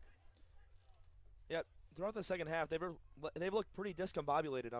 their first drive of the game was they almost came down to having a stop, but they ended up coming through on it on a nice play. McFadden, meanwhile, completed a pass out to Marks, and Marks is very close to a first down after, well, actually, very close to getting back to the original line of scrimmage, I should say, after the penalty. As that had them backed up to the 30-yard line. He gets it to the 34, so that'll be a gain of 4 on the play, bringing up a 2nd and 11. Under 5.5 to play in the third quarter. Ohio Northern 35, Capital 32. If Capital could just get a defensive stop right here and get it back in the hands of Wibbler and company. McFadden with the throw. Down the field, and it is incomplete. Pass defense by LaShawn Sanders Jr. And the intended target on the play, Anthony Amison. Excuse me. That was a good effort by Amison that time. Almost came down with it, but just going back to Capital's defense, the first couple plays, Capital does a great job of, at least in this second half, they've done a great job of just keeping them within, like right now, it's 3rd and 11. They had 3rd and 13 last drive. Something like this, 3rd and long, they need to capitalize. They can afford to give up a couple yards, but when they're deep in ONU, when ONU's deep in their own territory, they have to capitalize and get a stop here to get the ball back. 3rd and 11. Ohio Northern at their own 34. McFadden goes back to pass. He's going to be dropped back at the 20. A swarm of Crusaders hounded McFadden that time. Finally bringing him down on the play was Bryce Johnson, freshman defensive lineman out of Huntington, Tennessee. Big play by the Cap defense. Awesome. That was awesome. Cade McCaskey first to hit him. He came out of nowhere. That lineback blitz right there was absolutely beautiful, and that's exactly what they needed, dropping him down for a huge loss, and this is going to give Capital a really nice field position here. Only down 3 with 4.5 left to go in the third. 4.5 to play in the third quarter. Ohio Northern 35, Capital 32. On to punt the football away is Sean Devani, and Devani with a high wobbler. That's going to be taken at the Capital 43-yard line. And on the return that time for Capital was Tanner Wollenberg, freshman defensive back out of New Lexington, Ohio. So now good field position here for Capital as they look to retake the lead, down by 3, 4:23 left to play in the third quarter. What an entertaining ball game this has been. Both quarterbacks have brought their A game so far today. Thomas Wibbler, 19 of 29 through the air for 340 yards and 3 scores. Anthony McFadden, 18 of 27 through the air for 225 and 3 scores. 1st and 10. Capital at their own 43. Wibbler back to throw. Sets up a screen. Butler trying to shake loose, but he'll be hit at the line of scrimmage that time, as Ohio Northern had that one pretty well read. Making the stop on the play was Yanni McRae. Capital right now has to, I guess you could say, capitalize. Only down 3 with just under 4 minutes to go in great field position. Wibbler, I can say he's probably going to look a lot for Barnett once again here. Dar Stanford not going away either. He's wide out left. 2nd and 10. Capital at their own 43-yard line. Wibbler with a 4 wide receiver set. Back to throw. Passes complete to midfield. Making the catch for Capital was Sam Pickett, freshman wide receiver out of the Queen City of Cincinnati. Originally went to Milford High School down there in Southwest Ohio. So now a 3rd and 3. Well, the formula's been pretty simple today, Tom. Give Wibbler time, let him drop back, survey the field, and odds are he can make a play. That's how it's been. The run game has not been anything special. Andrew Ray, he's been pretty much everything on that read option, but through the air has been everything that Capital's been doing today, and 32 points is pretty good through the air. 5 wide receiver set. Wibbler back to throw. Pass complete to Dar Stanford at the 45-yard line. A key 3rd down conversion right there for Capital. Making the stop for Ohio Northern was Jarrett Tepe. 1st down, Crusaders. Getting into ONU territory is really, really, really crucial here. Knocking on the door, getting inside the 30-yard line would be even better. ONU is tired. Their defense has been on the field a lot this second half. Capital's time of possession, it blows ONU out of the water right now. Capital needs to stay with the ball, and they need to keep Wibbler healthy on the field right now, making great passes. Wibbler in the gun, 3 wide outs at his disposal. It's a play action. Wibbler throws. Dropped by David Barnett. As Barnett had it in his grasp, but just simply was not able to come up with the play. It's not something you usually see from Barnett all day. He's been making beautiful grabs, some that are just out of the ordinary. Some that you just thought couldn't be possible. For example, the one he just took right out of Nate Dean's hands in the end zone. Barnett doesn't need to see it into his gloves no longer. It happens to all athletes. They want to run before they actually secure the ball and make a catch. 2nd and 10. Capital at the Polar Bear 45-yard line. 2:29 left to play in the third quarter. Ohio Northern 35, Capital 32. Wibbler goes back to pass, looks downfield, throws, complete to Stanford. As Stanford will stretch, they'll mark him down at the 36-yard line. Making the tackle on the play for Ohio Northern was Ty Pegram. Came up about a yard short on the play right here. This is an interesting decision right here going forward. Do you dare try to run the football? Well, actually, as I say that, look at this. Andrew Ray comes in. He's been Mr. Automatic when it comes to those read option plays. He'll come in on this 3rd and 1 from the Polar Bear 36-yard line. Need to get it to the 35 in order to keep this drive going. Ray bobbles the snap, and Ray will stretch forward. Looks like he's about a yard short. If that snap is not low like it was coming out of the hand of center Josh Boyle, I think Ray has a good chance of picking up the first down. Yeah, it wasn't the best snap, but you knew Ray right away was going to take it right up the gut, and I totally would have thought he would have had at least a yard or two, because that's what he's been getting every single time he's ran the ball. But 4th and 1 here, I'm not surprised at all that Andrew Ray and the Crusaders are going for it here. Again, Capital needs the 35. 4th and 1 from the Polar Bear 36-yard line. Ray takes the snap. He'll run forward. He'll get it to the 34-yard line. Needed 1, got 2. First down, Crusaders. Great job that time by Ray. That time, the snap right in his grasp that time. That's why he was able to get several yards there and the first down. So Rogaszewski, great call there. It was pretty much automatic 4th and 1 in ONU territory. It pays off, and now Wibbler back in, trying to get this down into the red zone. Ray was 8 carries for 28 yards, and those have been 28 big yards in this game. 1st and 10, Capital at the Polar Bear 34-yard line. As we took under a minute to play here in the third quarter. Wibbler back to throw. Lofts a pass. Barnett makes the catch inside the 10. He'll be run out of bounds at the 9-yard line. Again, that touch from Thomas Wibbler has been there all afternoon. And now, oh no, David Barnett is hurt. Timeout for the injured player. Barnett is writhing in pain. I don't know if he's holding his right hand or what. He dove out of bounds, and he might have come down awkwardly on one of his arms, maybe perhaps one of the hands, as they continue to look at him. Tell you what, let's take a quick break. 41.4 seconds remain in the third quarter. Ohio Northern 35, Capital 32. This is Crusader football on the Capital Sports Network.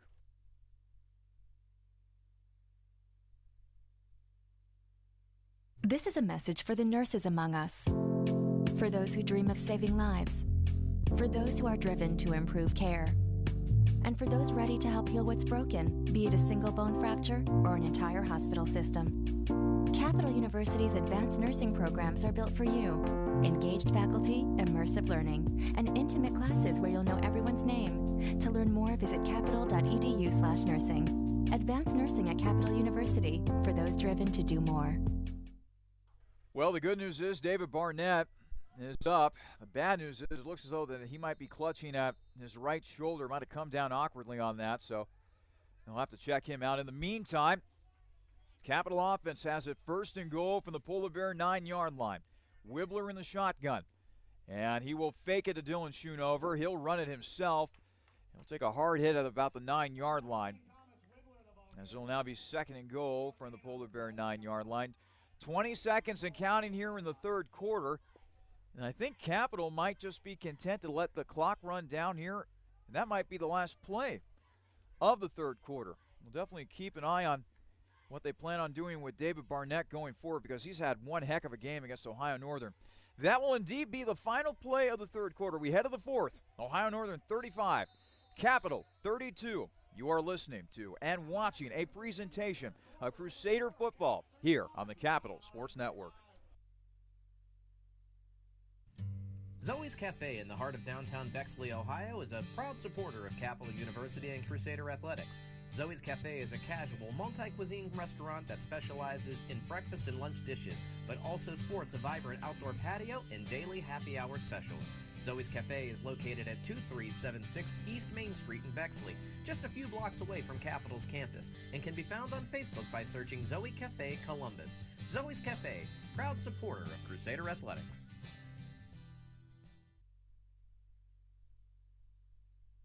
With 14 TVs to watch your favorite team for the next big event, Blank's Cafe and Pizzeria in German Village is ready for you and your group today. Plenty. Start of the fourth quarter here at Promort Field at Bernlohr Stadium. It's Ohio Northern 35, Capital 32. Alongside Tom Cavanaugh, I'm Charlie Danis. And boy, Tom, we have been treated to a very exciting game so far, but you really have to wonder how this Capital offense will look, especially with the absence of David Barnett, who appeared to injure his shoulder in the last quarter. Yeah, Barnett still on the sideline right now. Really hope he gets back in this game, but Capital is in a dogfight right now with ONU, and it's really surprising to see because ONU is held in such high regard. They're a great team, and Capital, winless team so far, but a lot of respect for them right now. Second and goal for the 9-yard line. Wibbler throwing, and it is, was it caught? Yes, it was. Dar Stanford made a juggling catch, stayed with it, brought it in, touchdown, Crusaders. Stanford jumps up, makes almost the same exact catch that Cam Lee made on a fade towards the back right corner, and as he was falling down, the ball was juggling in and out of his hands, like you said, Charlie, and as he hit the ground, he corrals it, brings it in for the 6 points. What an acrobatic, athletic play right there by number 3. So now Blake Middleton will be on for a very important extra point as he looks to push the Capital lead to 4. Snap back, hold down, kick is up, and it is good. We will keep things right here at Promort Field at Bernlohr Stadium. 14:55 to play in the fourth. Capital 39, Ohio Northern 35. This has been a very entertaining game here today in Bexley. Meanwhile, other scores around the conference. Baldwin-Wallace 35, Wilmington 20 with 7:55 remaining in the fourth quarter of that one. They're at 10:49 remaining in the third quarter. Marietta leading John Carroll in that one 17-14 as the Pioneers look to stay undefeated. Mount Union all over Heidelberg 47-0 in favor of the Purple Raiders with 9:05 left to play in that game. And then finally they're in the third quarter at Muskingum.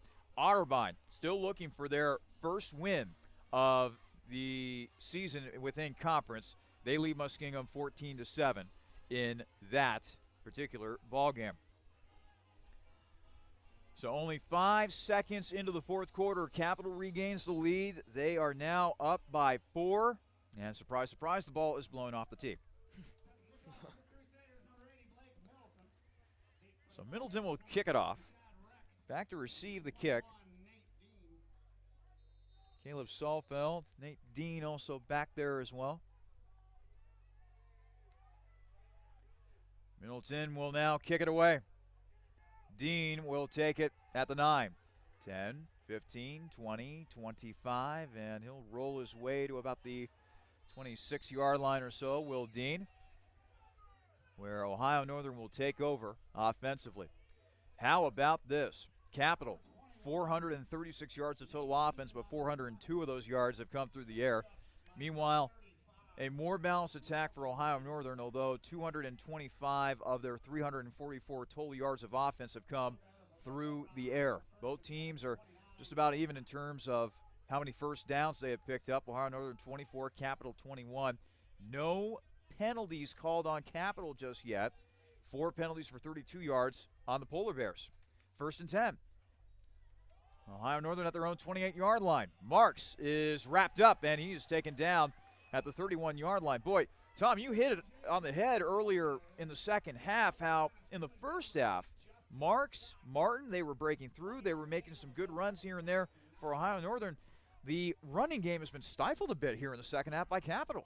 It really shows what halftime is all about and how your head coach, your offensive coordinator, defensive coordinator can get you into the locker room and really drive a point into you, teach a couple points, and they can come out a whole different team in the second half. And Capital showing that right now. It's really awesome to see. McFadden back to throw, and he's going to be dropped. Dropped back at the 25-yard line. The second sack on the day for Capital. This time, this one belongs to Michael Luafo. Sophomore linebacker out of Miamisburg, Ohio, came in here as a top 5 player in terms of total tackles within the OAC. Good for him. Just like that. That's how you do it. Coming off the end right there, breaking a few blocks, coming in right on McFadden and dropping him down for a big loss. Capital absolutely, like I said before, just flipped the switch here in the second half, and they're really showing out. Loss of 4 on that play. 3rd and 14. Ohio Northern at their own 25-yard line. McFadden goes back to throw, and he's got Rex at midfield. Makes the catch into Capital territory at the 47-yard line. And boy, that's really disappointing right there for Capital, especially after the sack by Luafo to have a big pass play like that. But that's what Chad Rex does, especially when you let him get open. Yeah, Chad Rex needs to be contained. Capital needs to put their best DB on him, and they need to face guard him the entire time because McFadden is looking for Rex all day, and he's going to in the next in the last 13 minutes we have. Wide open at the 30, 25-20, 15-10-5 touchdown. There was nobody within 10 yards of A.J. Marks, who simply takes it up the near sideline on a pass play into the end zone, and Ohio Northern, just like that, regains the lead. There was a lot of miscommunication there on that play. There's no way that Marks gets that wide open just by beating a man. Somebody was out of place right there, and they were not in the right position. And Marks leaks out to the near sideline around the 30-yard line, and he was gone from there. Marks with his second total touchdown of the day, had a rushing touchdown earlier in this game. So now Ohio Northern back up 41-39. Snap back, hold down. Flags are now flying everywhere on the point after, which was good. It looks like this one might not count, as somebody might have jumped on that Ohio Northern line. I'll have to check the penalty here. Again, our head referee is Gabe Tomlin. False start, offense, number 63. 5-yard penalty, retry. The penalty will go against Ethan Hale, a junior lineman out of Galena, Ohio. So they will retry the extra point. Ohio Northern trying to make it a 3-point lead. Still plenty of time left in this ball game. We might be set up for a very exciting finish here at Bernlohr Stadium. Meanwhile, on for the point after is Chase Watson. He'll kick the ball at the 15. Watson, kick is up, and it is good. Let's take a timeout. 13:01 remaining in the fourth quarter. Ohio Northern 42, Capital 39 here on the Capital Sports Network. It's the perfect sports bar because it's not just a sports bar. I'm Gary Calico, founder and president of Rusty Bucket. A lot of families build their sports world around the bucket. It's not just a guy's night out. You can bring your wife, you can bring your kids. We get a lot of groups in after games. Great place after the game. Kids love to come here. The Rusty Bucket Restaurant and Tavern. The Rusty Bucket is a proud supporter of the Capital Crusaders. Visit us after the game at 2158 East Main Street and grab life by the bucket.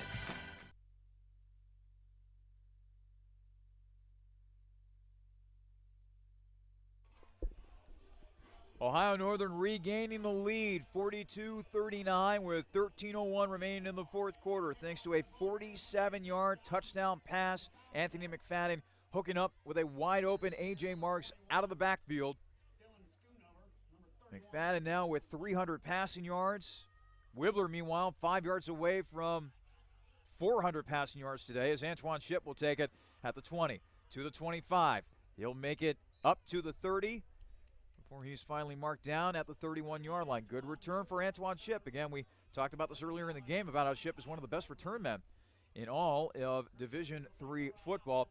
And so now, what will Capital do offensively here as a counterpunch? Down 3, less than 13 minutes to play here in regulation. Both teams have exhibited great offense here today. Both offenses going up and down the field in a myriad of different ways. Capital mostly through the air today. Wibbler in the gun. 3 wideouts. Play action. Wibbler looking. throwing, and it's incomplete off the hands of Wyatt Pertussit. In the area defensively for Ohio Northern was Greg Danis, junior defensive back out of Mount Vernon, Ohio. There's still no sign of number 15, Andrew Barnett. Still looked like he was cradling his right shoulder, his labrum area. He might be down in the training room getting checked out for that, but he is not on the field right now.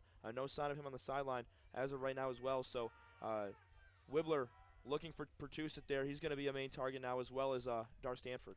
2nd and 10. Capital at their own 31-yard line. Wibbler once again on the shotgun. Back to throw once again. Pass complete to Butler, and Butler makes the catch. Taken down at the 36-yard line. Gain of 5 on the play as Butler records his 6th reception of the day, bringing up a 3rd and manageable for Capital. Yeah, Butler once again getting out in the middle there. Likes to leak out to the sides at that time, right up the middle. Got a nice dump-off pass. He's really done a great job today. He's been very, very involved at that tailback position right there in the gun with Wibbler. Let's see what Wibbler and company want to do right now. 3rd and 5. Capital at their own 36-yard line. Need to get to the 41. Wibbler back to throw. Pass complete. It'll be a 1st down and more. Making the catch for Capital was Chad Davis, sophomore wide receiver out of Wilmington, Ohio. 1st down, Crusaders. Chad Davis, beautiful job that time. I've not heard his name much today, the sophomore, getting a nice reception there, but hopefully we can hear him more often today because that was a nice catch. Great throw over the left shoulder that time by Wibbler, and another 1st down.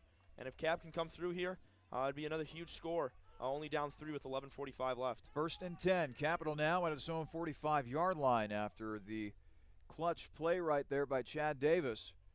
Meanwhile, a give to Evan Butler, a rare run for Butler as he ran into one of his linemen initially before finally being taken down at the 45-yard line. Essentially no gain on that play. 11:25 remaining in the 4th quarter. Ohio Northern 42, Capital 39.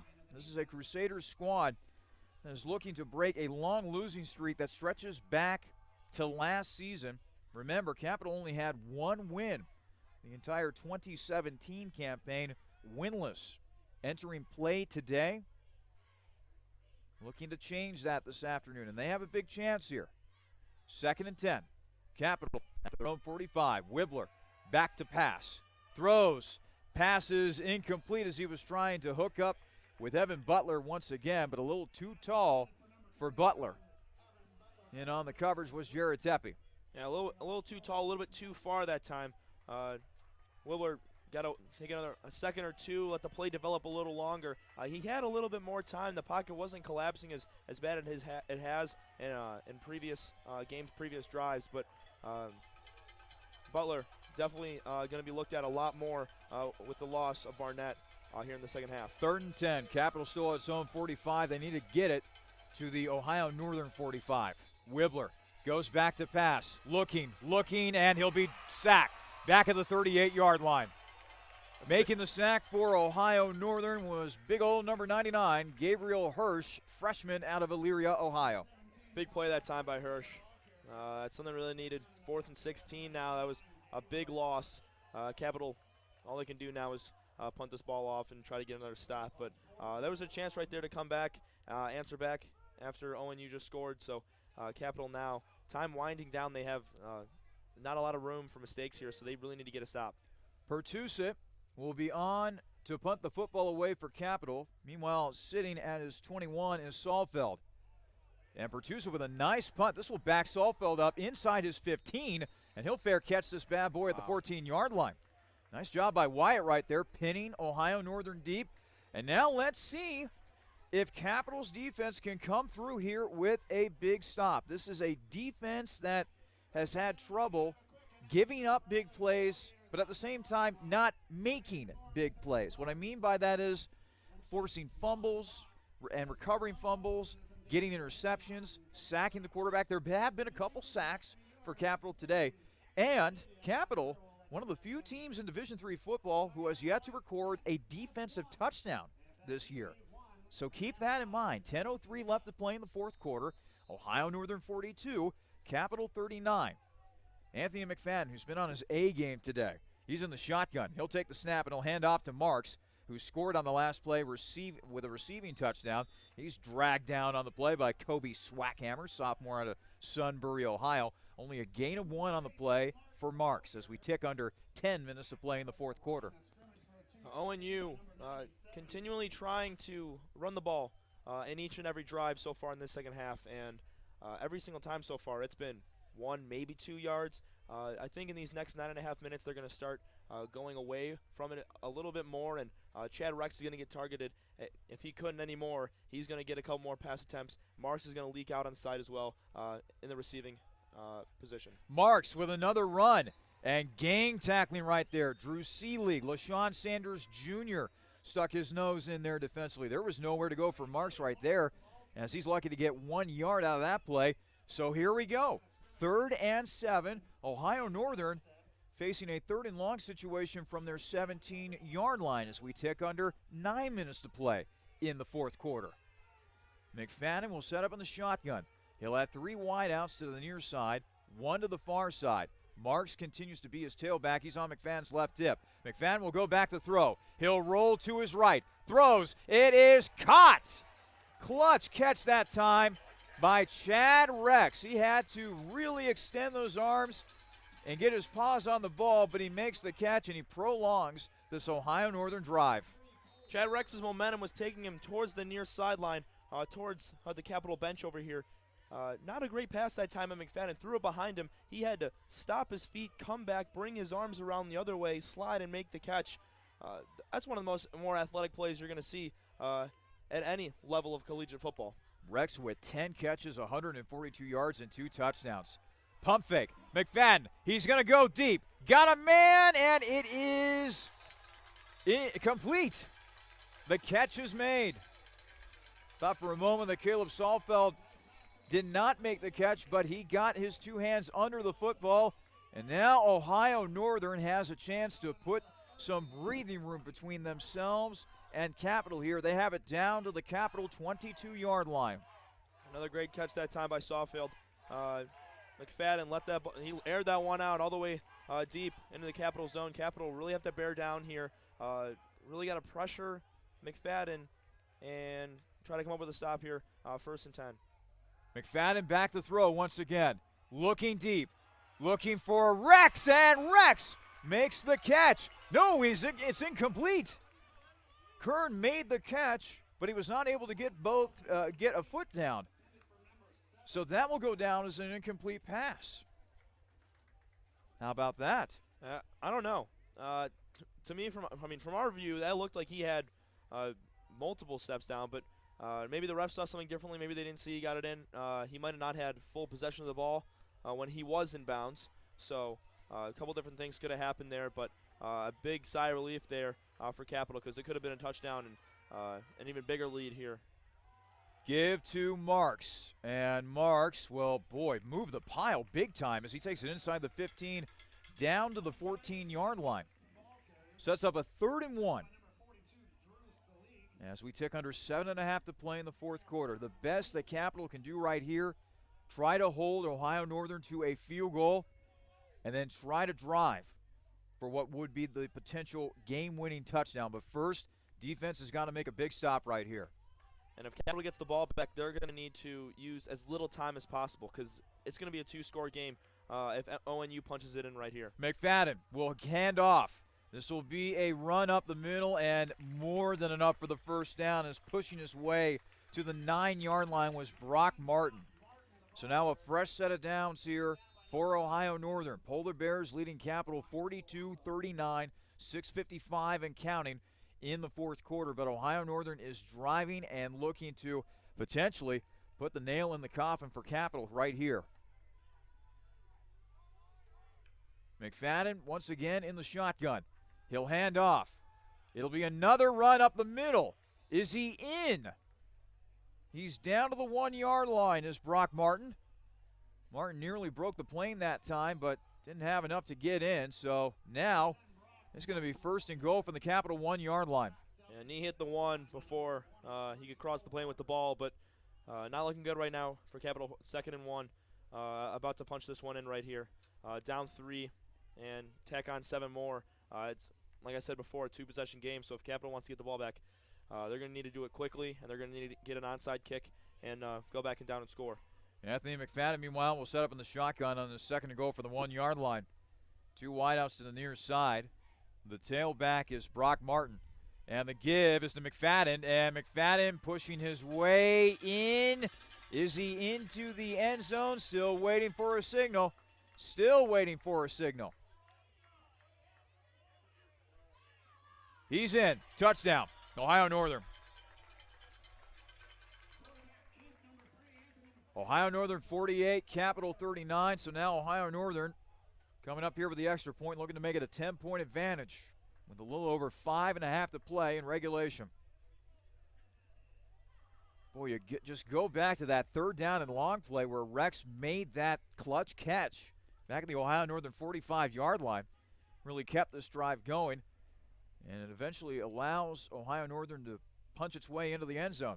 Yeah, Rex has been that guy all day that's been a game changer. There's been several times in this game when ONU they've had potential to continue drives, to score more points, and to have more success, and Chad Rex does it for him. He always comes up with a big play, and he's been doing it all day, and Capitals had no answer. Kick is up and good. Boy, Rex has had a major game today. Monster game. 11 catches, 167 yards, 2 touchdowns. A long of 30 today. He's averaged 15.2 yards per catch. That is what you call getting the job done. So now, let's see if Capital can dig deep here.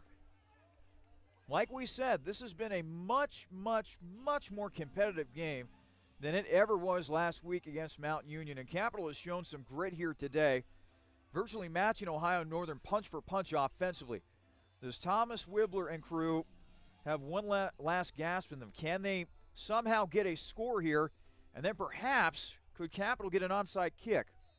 First things first, Capital's got to go to work offensively again. Still have 2 timeouts left. Let's not forget about that in the next 5.5 minutes. If they do get the ball back for a second try, that's when they'd have to use them. Ship takes it at the 15, 20, 25.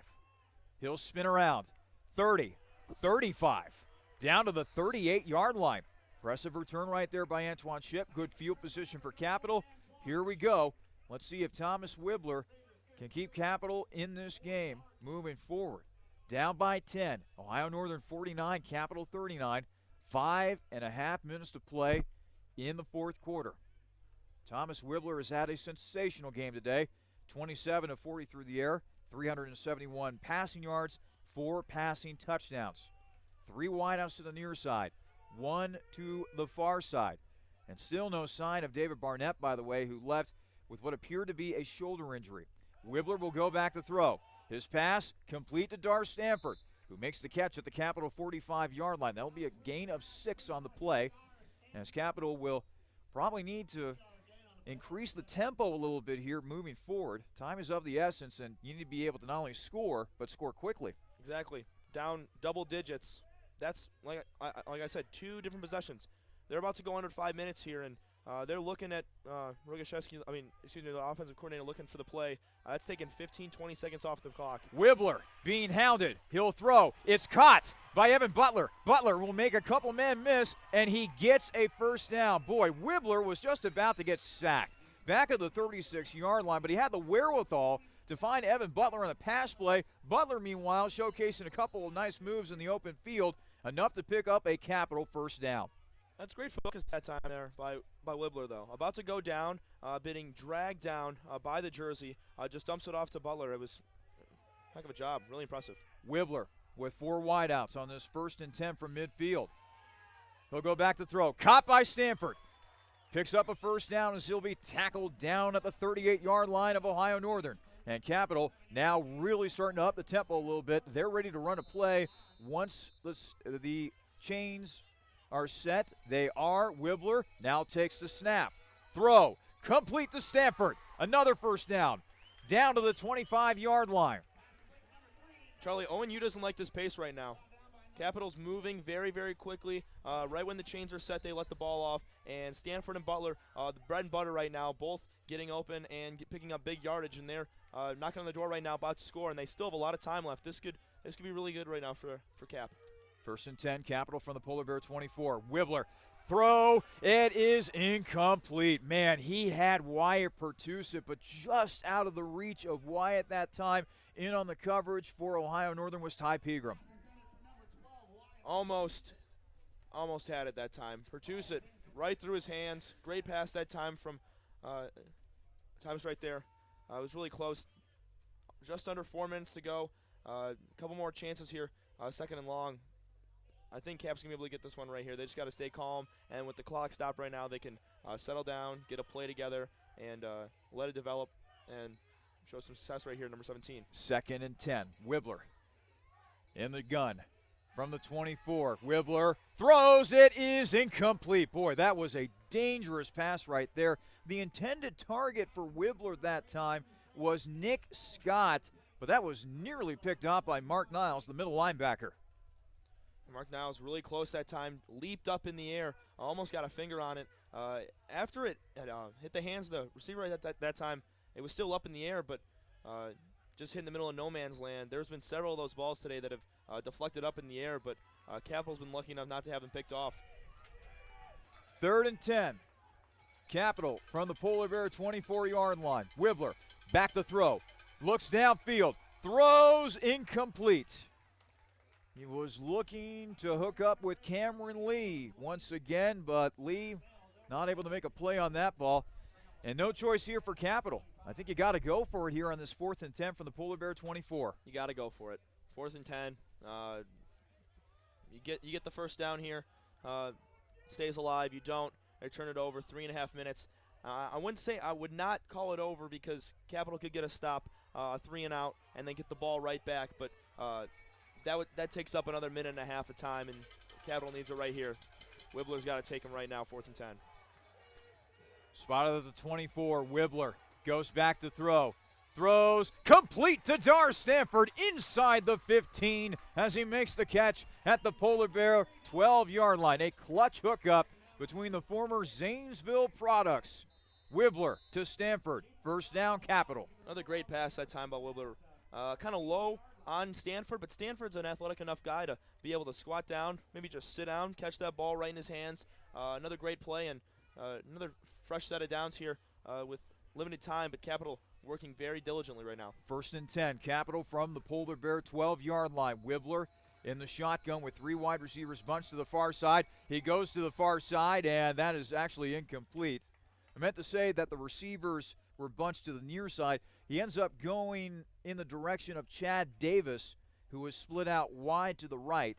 Overthrow that time. Stops the clock with 3:18 remaining in the 4th quarter. Ohio Northern 49, Capital 39. Capital looking to cut this to a 3-point deficit and then hopefully recover an onside kick. But first, they need to find a way to get it into the end zone. 2nd and 10. Capital from the ONU 12-yard line. Wibbler with 3 wideouts to the near side, 1 to the far side. Butler, his tailback on his left hip. Wibbler back to throw once again. Throws. It is incomplete. Threw that one into double coverage that time. And now a flag has been thrown back at the 20. This might be roughing the passer, 96.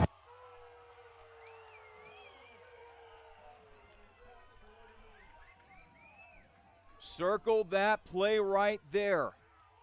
Ben McGinnis, junior defensive lineman out of Cincinnati, was whistled for a roughing the passer penalty. That's something that just can't happen late in the game right now. You practice these type of things every single day in practice. It can't happen. Crucial penalties like that just are not something that can happen when you want to win a game. So 1st and goal. Capital at the Polar Bears 6-yard line. Wibbler in the gun. Back to throw. Looking, going over his options. Rolling to his right now. Throws across his body. It is almost caught by Dar Stanford. I think if Dar even made that catch, chances are he would have been out of bounds because that was way in the back of the end zone right there. There were 3 Ohio Northern defenders, but still Stanford had a chance to make a play. Yeah, it looked like he might have been pushed out, even if he did catch it in the air, but off the hands, off the chest and then down onto the turf. So another try here for the Crusaders, but it was a great job that time by Wibbler, surveying his options, waiting, getting out of the pocket, and still finding a man. So Stanford again looking for him to capitalize here. 2nd and goal. Capital still at the Polar Bears 6-yard line. Wibbler will throw once again. Stanford not able to make the catch. He was twisting around like a top that time, and Stanford just wasn't able to make the grab. Out of his reach again. Stanford ran the right route, but Wibbler, that's been 2 balls on this drive. There was one deep to Davis in the back right corner on the fade. Threw it a few yards out in front of him that time. Stanford, all he had to do was try to leap for it. Wibbler, a couple times today, has been a little bit inaccurate, but it's been almost all positive today, and you got to credit him for it because they wouldn't be in the position they are right now without him. 3rd and goal. Crusaders still at the Polar Bears 6-yard line. Wibbler once again will throw. Pass is caught in the end zone. Touchdown, Crusaders. Cameron Lee comes through again, his 2nd receiving touchdown of the day. And now an important extra point upcoming here for Blake Middleton as he looks to draw the Crusaders to within 3 of the Polar Bears. Cam Lee, one of the biggest guys on the offensive side of the ball here, and like you said, 2nd receiving touchdown of the day. Just a little post route right on the lip of the end zone and right into his arms, and he took a big hit after the catch, but Cam Lee, a big enough guy, to be able to hold on to the ball after something like that. Oh, the extra point is good. Wow, I thought initially that bounced off the upright and it would bounce out, but apparently it bounced in enough that the referees called it in. How about that? No, man, you want to talk about a lucky bounce right there. Capital just got it. Or actually, wait, excuse me. They haven't. Yeah, they did just put it up on the scoreboard. Okay.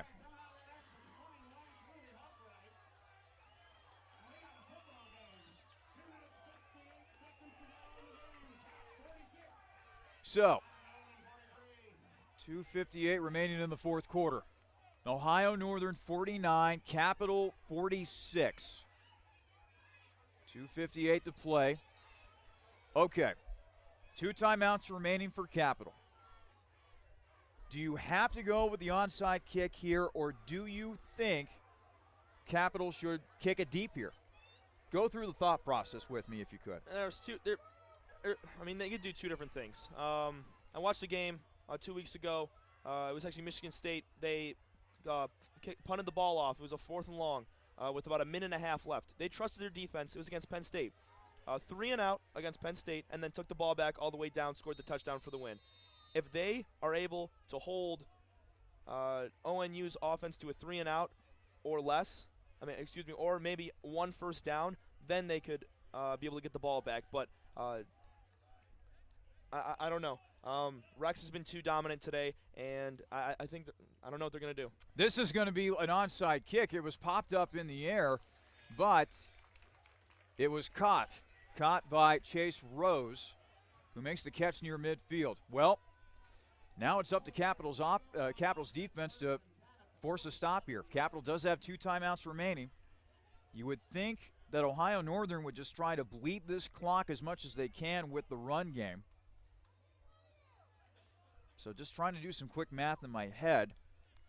Assuming that they run it on this first play, and then Capital can make 2 more stops on 2 particular run plays with timeouts, might have about minute and a half, minute 45 remaining. It's definitely plausible. They could definitely do it, but the run game has to be stopped. It's a run play up the middle for Brock Martin. He'll take it across midfield in the Capital territory to the 48-yard line. So Capital will let the clock run here. 2:43 and counting. You would probably expect Capital to call a timeout on the next play to conserve some time, as this will take under 2.5 to play in the 4th quarter. Ohio Northern 49, Capital 46. The positive for Capital here is, we talked about it this entire second half, the run game has been almost non-existent for ONU. Martin and Marks both haven't had their names called much this second half, and if they want to keep pounding the ball up the middle and running it, Capital's going to have a fine job of keeping them inside. Marks goes nowhere. He got stopped right at the point of attack. The stop made by Trey Zimmer. Timeout called by Capital. 2:08 remaining in the fourth quarter. If you are Ohio Northern here, do you risk having McFadden drop back and try to hook up with Rex or any other wide receiver to try to go for the win here and nail this one down? Not at all. I think that's definitely something they should be doing. In the second half, the up front for Capital has been almost perfect. They've stopped Martin and Marks, like we've said several times. The DBs for Capital are not to anything. Their talent level is not what the ONU wideouts are. They're getting wide open several times, and Rex is open almost every single time. I don't know the exact stat on McFadden's completions, but it's got to be fantastic right now. There have not been many drops. There haven't been many times where there's been balls batted down. I'd say he's got to drop back and try to get a first down here. 3rd and 7. Ohio Northern at the Capital 48-yard line. McFadden will go back to pass. Looking, throwing, and it is going to be short. The stop is made by Capital. Chase Rose made the catch. But Jake Elstead made the stop. That was a great tackle that time, shooting right at Rose's ankles. And a 4th and 4 now. ONU's got to talk this over, but it was a fine play call that time for ONU. I might have wanted to see something like over the middle or something down the sideline, but a little dump play like that, not to get that first down there. They got to have a little more trust in McFadden because he's been showing it all day. So, stops the clock. Good old-fashioned 2-minute drill right here. Ohio Northern 49, Capital 46. Capital will get the ball back, and they'll have an opportunity to either tie this game and send it into overtime or possibly win it in the final minute or so. Still haven't seen Barnett on the sideline or anything, but if they get the ball back here, I really want to see if they line him up on the outside and if he's going to make a recovery here, because he's really crucial for this last drive. Ohio Northern going for it on 4th and 4. Catch made by Chad Rex.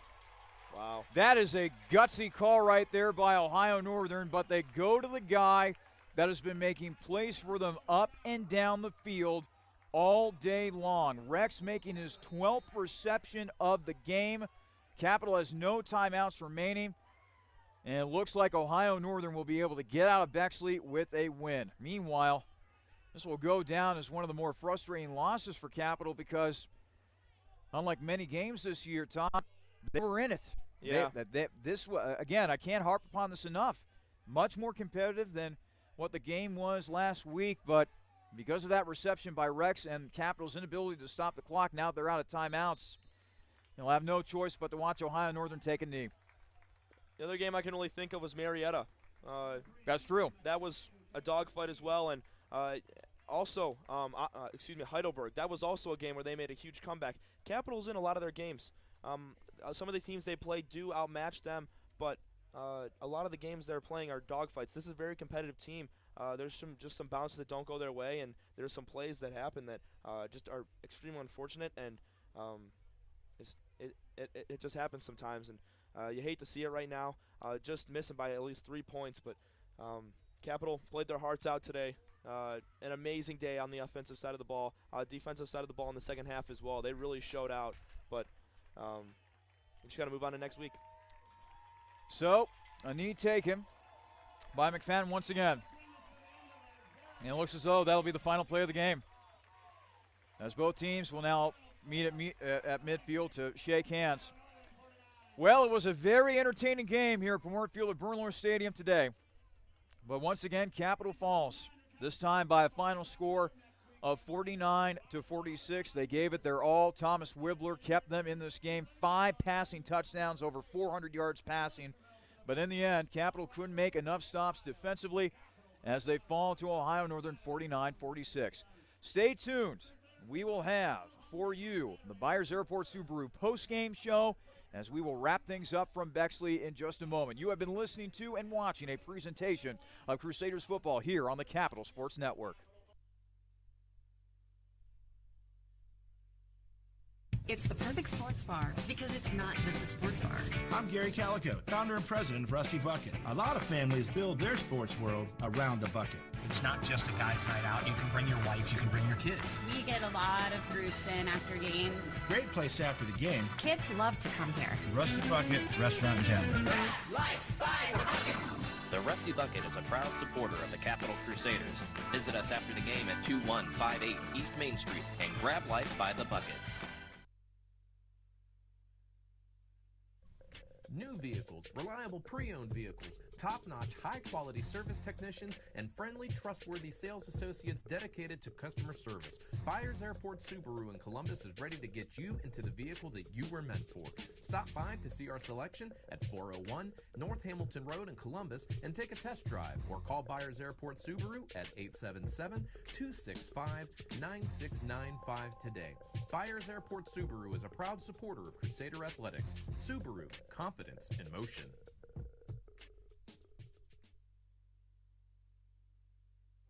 OSU Sports Medicine is a proud supporter of Crusader student-athletes by providing sports health services for Capital University athletics and student health services. Through the work and care of team physicians and athletic trainers, it's the team behind your team. For all fans, if you're looking to improve your physical performance, recover from an injury, or stay active for a lifetime, the experts at Ohio State Sports Medicine are there for you. Visit sportsmedicine.osu.edu or call 366-4332.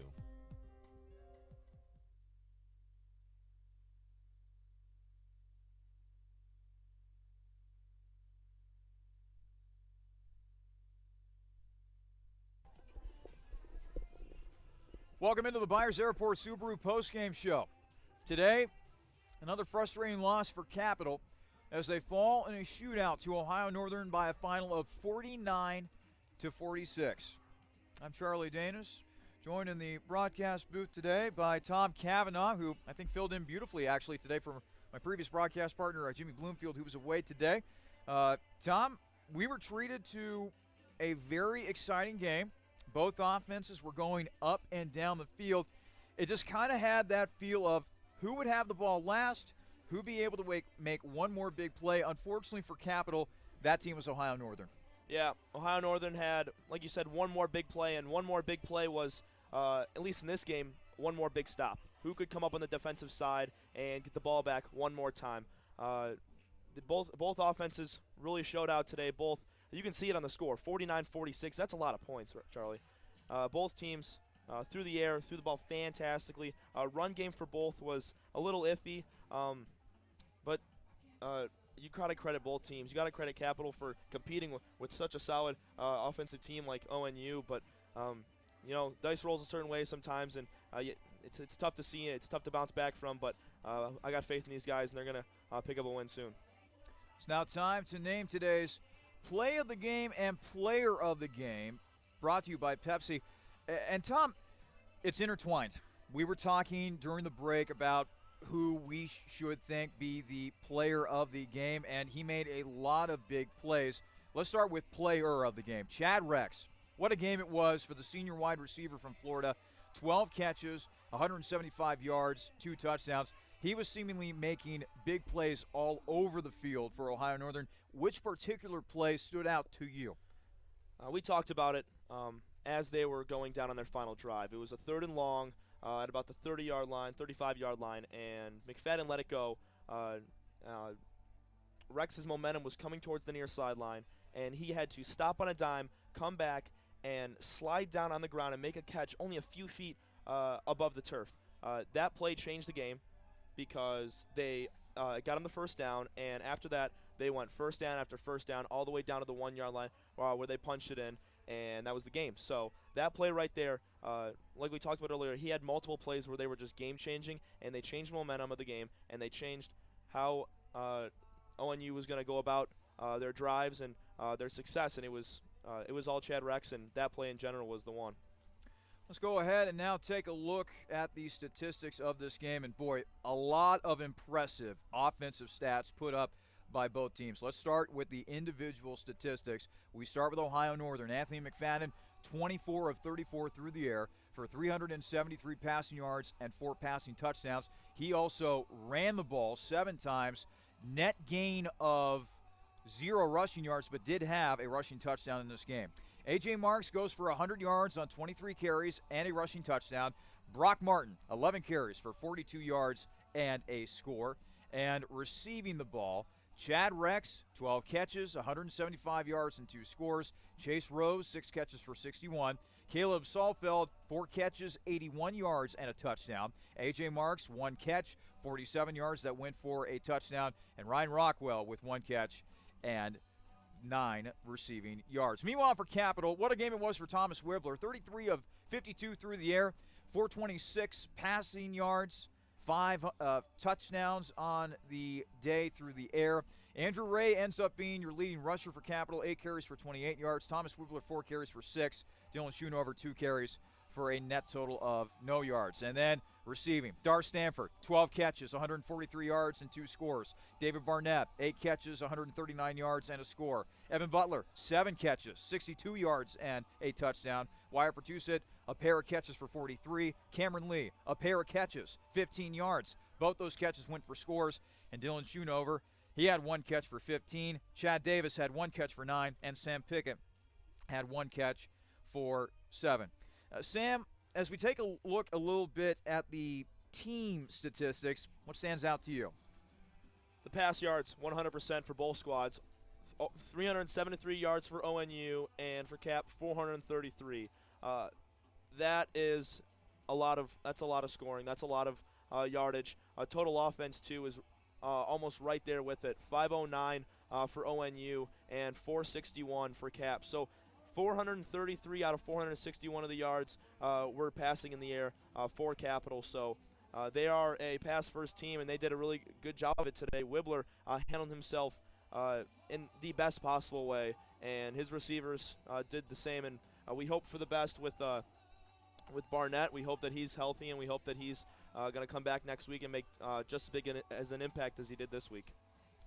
So that's a look at the statistics. Meanwhile, let's take a look at the OAC scoreboard. We start very first, with a very important game. Marietta looking to stay undefeated in 2018, and this is a game that is going down to the wire at John Carroll. How about this? The Pioneers only down by 3 to John Carroll. John Carroll with a 27-24 lead, less than 4 minutes to play in the fourth quarter. If Marietta finds a way to win that game, they will remain undefeated along with Mount Union, who won in yet another blowout win, 54-0 over Heidelberg today. The Pioneers quickly becoming one of the best success stories in recent years. Boy, it wasn't a few years ago that Marietta was struggling to win a game, let alone stay undefeated. But Marietta has certainly had a big turnaround this year. Meanwhile, Baldwin-Wallace, they're able to survive today. They were in a shootout with Wilmington. They triumphed over the Quakers today, 35-33, and they got 5:19 remaining in the fourth quarter at Muskingum.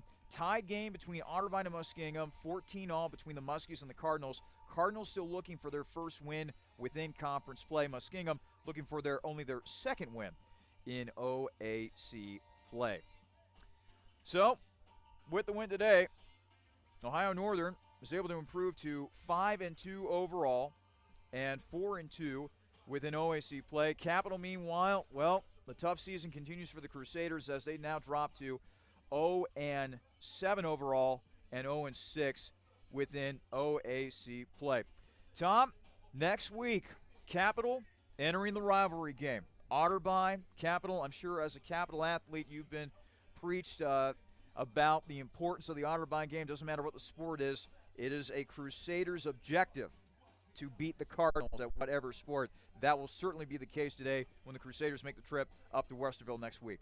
Yes, it is. I've talked to a lot of the upperclassmen on the baseball team, and they talk about all the different games they play against Otterbein throughout the years and how chippy it gets and how rival it really is. And these are two teams that are still looking for their first conference win.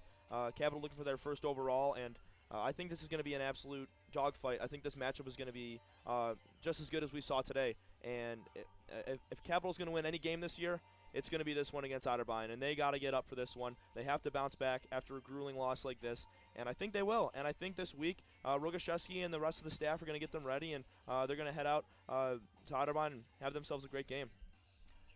Well, it was a very entertaining game here at Bernlohr Field at Bernlohr Stadium. But in the end, Capital falls by a final score of 49-6.